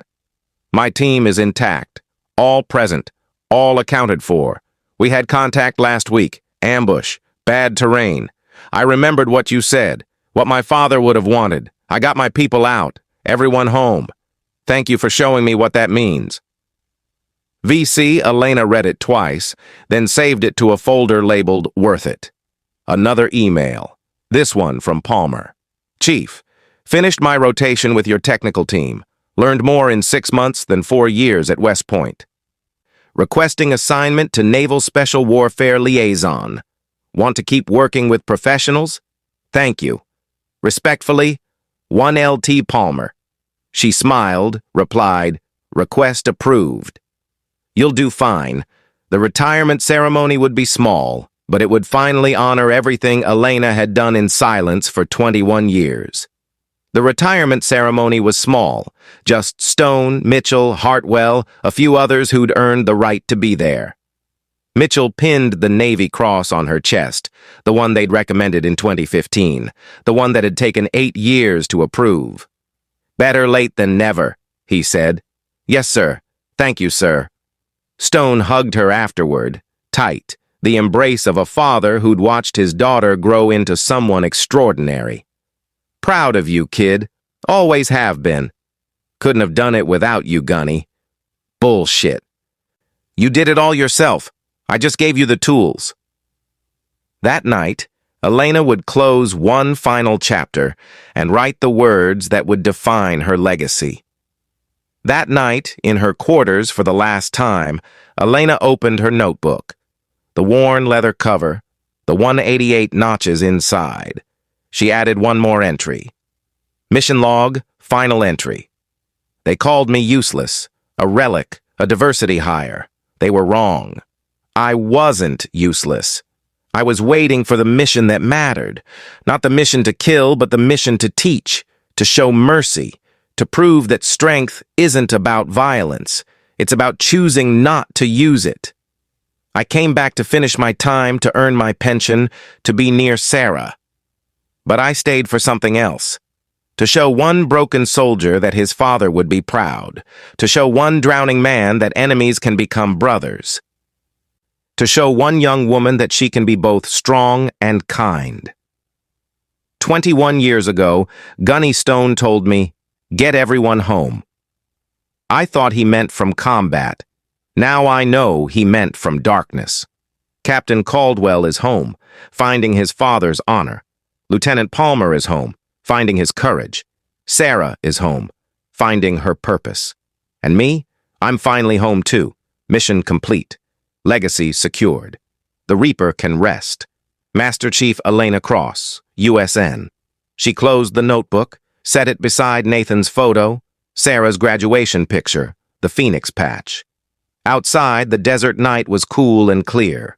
Stars overhead, millions of them, eternal. Tomorrow she'd drive away from Fob Sentinel, away from the uniform, away from the war, toward something quieter, gentler, earned. She turned off the light, lay down one last time in a military bunk. Heart rate dropping, 58 beats per minute. The rhythm of a warrior at peace. Finally, truly, at last. But the story doesn't end with retirement. It ends with redemption 3 years later, when all the seeds Elena planted would finally bloom. Epilogue 3 years later. The Florida Keys, late afternoon. The sun painting the water in shades of gold and copper. Elena Cross stood on the dock of Cross Diving Services, watching her students surface from their open water certification dive. 6 civilians, a mix of ages, backgrounds, dreams, all learning that water was a friend, not an enemy. Beautiful form, everyone. That's a wrap for today. Behind her, the small shop she'd built with her retirement savings. Simple, functional, enough to pay the bills and keep her near the ocean Nathan had loved. On the wall inside, her trident. Nathan's photo, Sarah's West Point graduation picture, no ribbons, no awards, no reminders of the 187, just peace. Her phone buzzed. Text from Sarah. "Mom, Just got my first command, second platoon, Alpha Company, shipping to Germany next month. Wish Dad could see this." Elena smiled, typed back, "He can, and he's proud. So am I.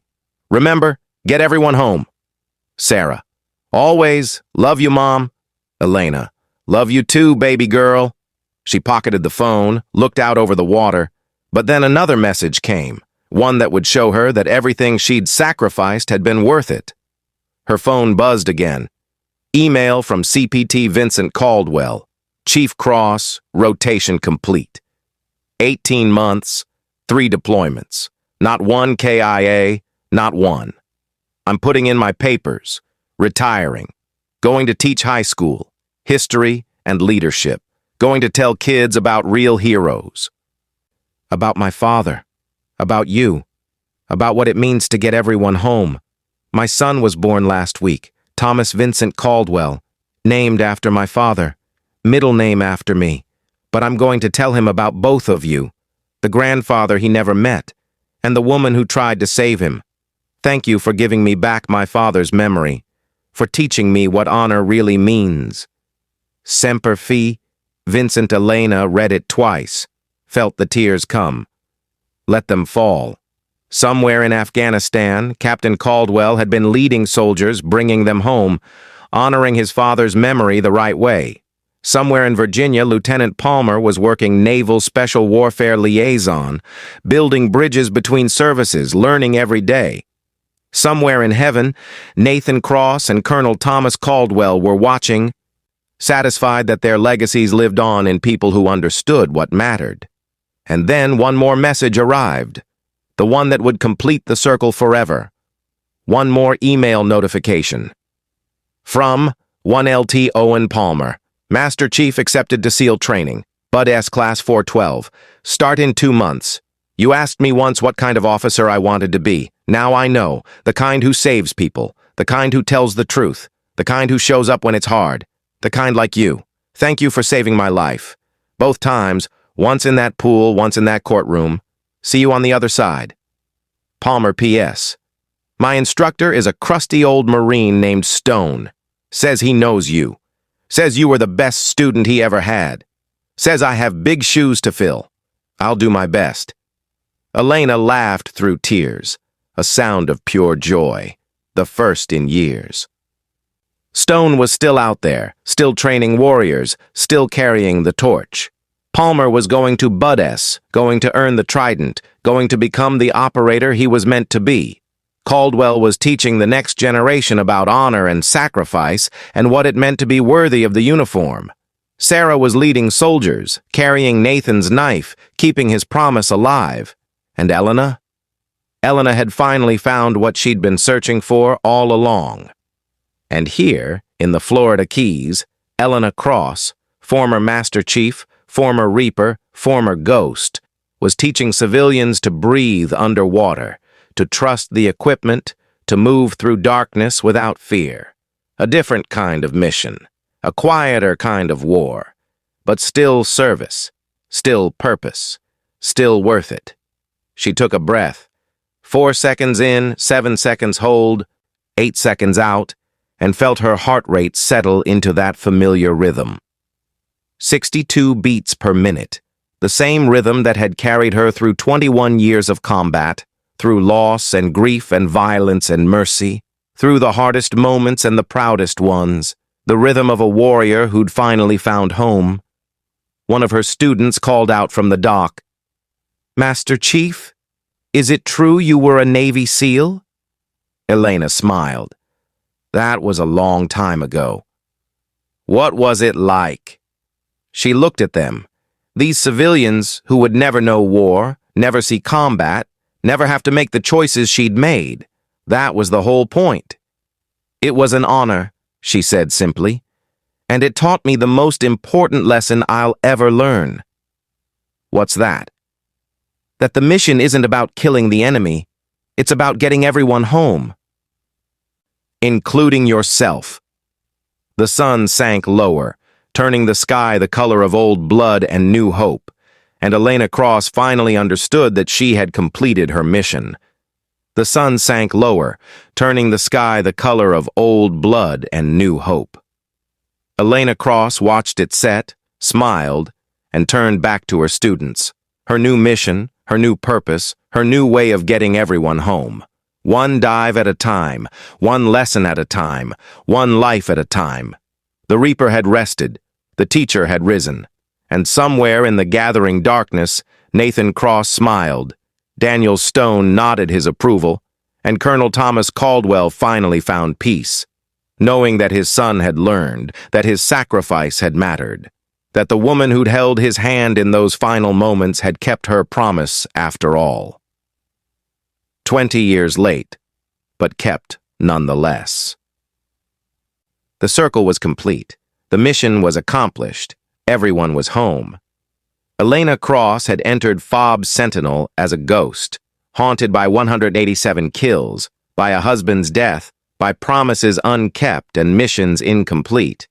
She left as something else entirely, a teacher, a healer, a woman who'd proven that the strongest warriors aren't the ones who deal death most efficiently. They're the ones who choose mercy when violence would be easier. Caldwell had attacked her because he saw weakness. He'd learned she was strength incarnate. Palmer had lied for him because he feared consequences. He'd learned that truth was harder than any combat dive. Rivera had stayed silent because he thought loyalty meant blind allegiance. He'd learned that real loyalty meant standing up when it counted. And Sarah, beautiful, brave Sarah, had learned that her mother's legacy wasn't measured in confirmed kills or classified missions. It was measured in lives saved, in mercy shown, in the quiet dignity of doing the right thing when no one was watching. That was the real mission. That was what get everyone home really meant. Not just from the battlefield, but from darkness, from anger, from the prisons we build in our own minds. Elena Cross had spent 21 years as the Reaper. She would spend the rest of her life teaching people to breathe, and in the end, that was the greatest mission of all. Elena Cross represents every veteran who's struggled to find peace after war, every warrior who's learned that mercy is harder than violence, every parent trying to break cycles and build better futures. Her story reminds us that the quietest people are often the strongest. That judgment without knowledge is cruelty, and that redemption is always possible for those brave enough to seek it. Get everyone home, not just from war, from everything. Mission complete. If this story moved you, make sure you're subscribed with notifications on, and tell me, what city are you watching from?